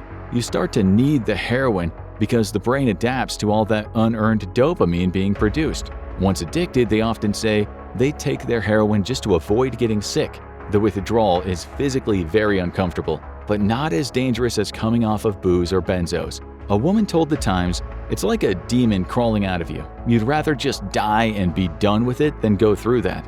And even if you do get through the 5 or so days of physical withdrawal, 2 or 3 intense days, your brain that got used to the heroin doesn't make as much dopamine anymore, so you can feel incredibly depressed. Dependence like this doesn't happen overnight. Users often have to do it daily for several weeks to form a dependence, although for some people it can take as little as 2 weeks. One of the biggest problems, evident in the fact that 1,106,900 U.S. residents died from overdoses from 1968 to 2020, is that it's not always easy to control how much of a dose you take. As little as 5 times over a safe dose can kill you, and street heroin can be maybe 10% or 90% pure. You just don't know what you're getting. The vast majority of fatal drug overdoses in the U.S. involve an opiate. In 2023, 295 Americans died every single day due to drugs, and most of those deaths were from opioids. Opioids are central nervous system depressants, so high doses can lead to respiratory depression. In short, you stop breathing and you nod off for eternity. Another major issue is the new synthetic opioid called fentanyl. It's about 50 times stronger than heroin and much cheaper to make. Just 2 milligrams can be lethal. Carfentanil, also a synthetic, is 100 times stronger than fentanyl. In the USA, 36,359 died from fentanyl overdoses in 2019. Over the next few years, it went up to 56,516, 70,601, and 73,838. Even scarier is the fact that authorities have found cocaine that has been contaminated with fentanyl. Traces have also been discovered in methamphetamine, MDMA, and fake prescription pills. The latter are often brand names such as OxyContin, Percocet, and Xanax, which were previously sometimes overprescribed to the American public by pharmaceutical giants and physicians. Such pills are in high demand, so criminals make counterfeit versions. Fentanyl's led to a new wave of overdose deaths in the U.S. A doctor explained to ABC News, "We think of it like waves, and with the first wave being prescription opioids, the second wave being heroin, the third wave being fentanyl, and this fourth wave is fentanyl with stimulants." Over 650,000 Americans have died in the opioid crisis since it began in the 1990s, and it doesn't look like things are about to improve. The waves are a tsunami of death and misery washing over America. Not helping things is the way pharmaceutical companies cleverly and sometimes insidiously marketed pain pills and put the heroin equivalents in nice boxes, which led to the use of opiates taking off in the USA among regular folks who never dreamed they'd essentially one day become junkies. Purdue Pharma, the maker of OxyContin, is the company that springs to mind, but there are various kinds of so-called heroin pills made by multiple firms. Some of these companies wrongly said such pain pills were not very addictive, basing this on no credible evidence whatsoever. Heroin and other opiates, as it turns out, are highly addictive, but they were being treated like essential oils. It's not surprising then that the U.S. Department of Health once famously said the United States makes up 4.4% of the world's population and consumes over 80% of the world's opioids. The U.S. government cracked down after certain companies were exposed for essentially pushing drugs like heroin on the public. But many of the addicts this created were already hooked. so they went to the streets. In 2018, a study said that 75% of Americans who used opioids recreationally had started their drug-taking careers with legitimate prescriptions. There are stories of elderly people getting hooked on prescriptions, and when told the prescriptions were no longer available, they went out into the mean streets and scored bags of dope from people they'd never dream of meeting. Grannies of suburbia who'd never even smoked weed because they believed taking drugs was immoral or dangerous were now mixing with drug-peddling street gangs. It was eternally embarrassing for them, but heroin was that addictive. As we said, everything heroin gives you, all that warmth and courage and not giving a damn, will usually make you pay back tenfold. It's so addictive that it requires all your energy and time. You can't live without it. You can't travel without it. It becomes your ball and chain. You can become utterly selfish in your devotion to your high, someone you never imagined could exist. You might start constantly to lie. You might even steal. It can take everything you love away. And all the time it becomes less and less effective until you need it just to feel normal. Indeed, heroin is the epitome of the Faustian bargain, the deal with the devil. Abandon hope, all ye who enter here, should be embossed on the back of every opiate pill and brick of brown tar smack or China white heroin in existence. Once addicted, most recreational users often can't get enough of it. They do desperate things to get it. They don't care of their health. Many inject it, which at some point will likely cause an injury.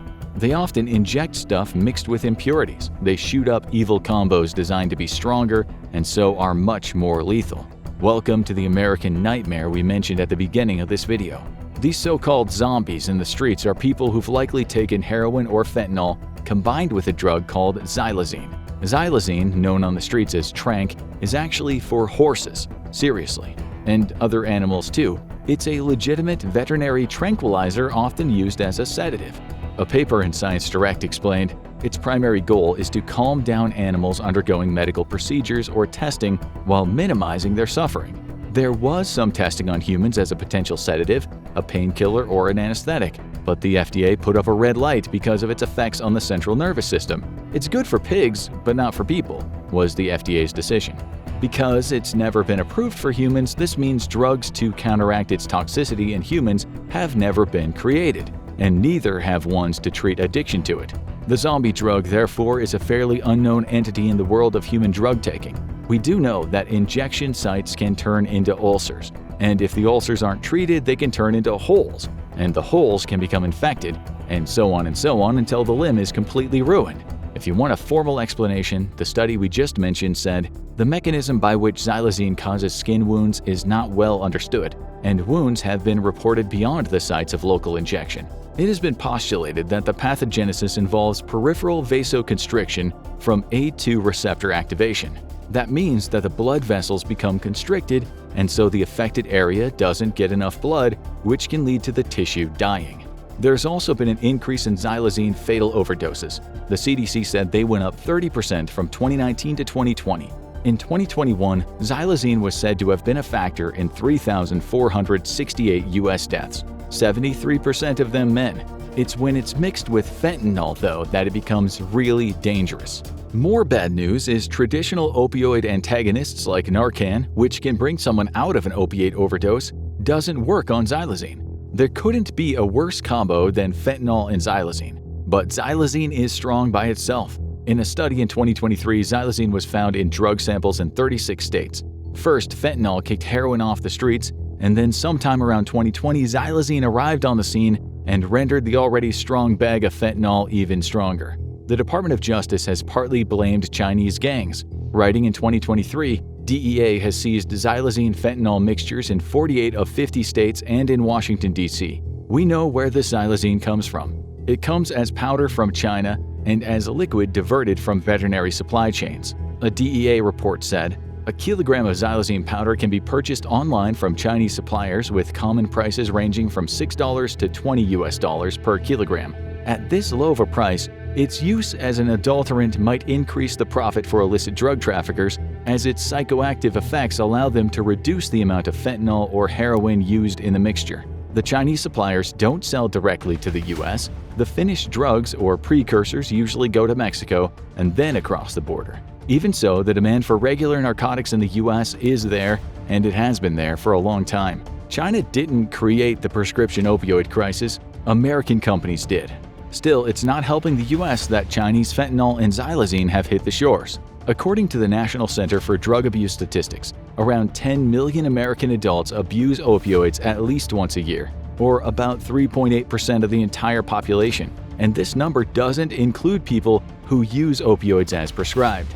The Brookings Institute wrote in 2023, an estimated 12.6% of the U.S. workforce receives an opioid prescription each year, and 75% of employers surveyed by the National Safety Council report that they have been directly affected by opioids. The global pharmaceutical market has seen massive growth during the past 20 years, with revenues worldwide totaling around $1.48 trillion in 2022. And now we have fake pain meds coming to the US via China or Mexico, pretending to be the legal ones that so many addicts dearly want. Had those glitzy marketing campaigns for opioids never been a thing, it's hard to imagine the counterfeit explosion would have happened. Now you need to watch Real Reason Fentanyl is So Deadly, or check out this other video instead.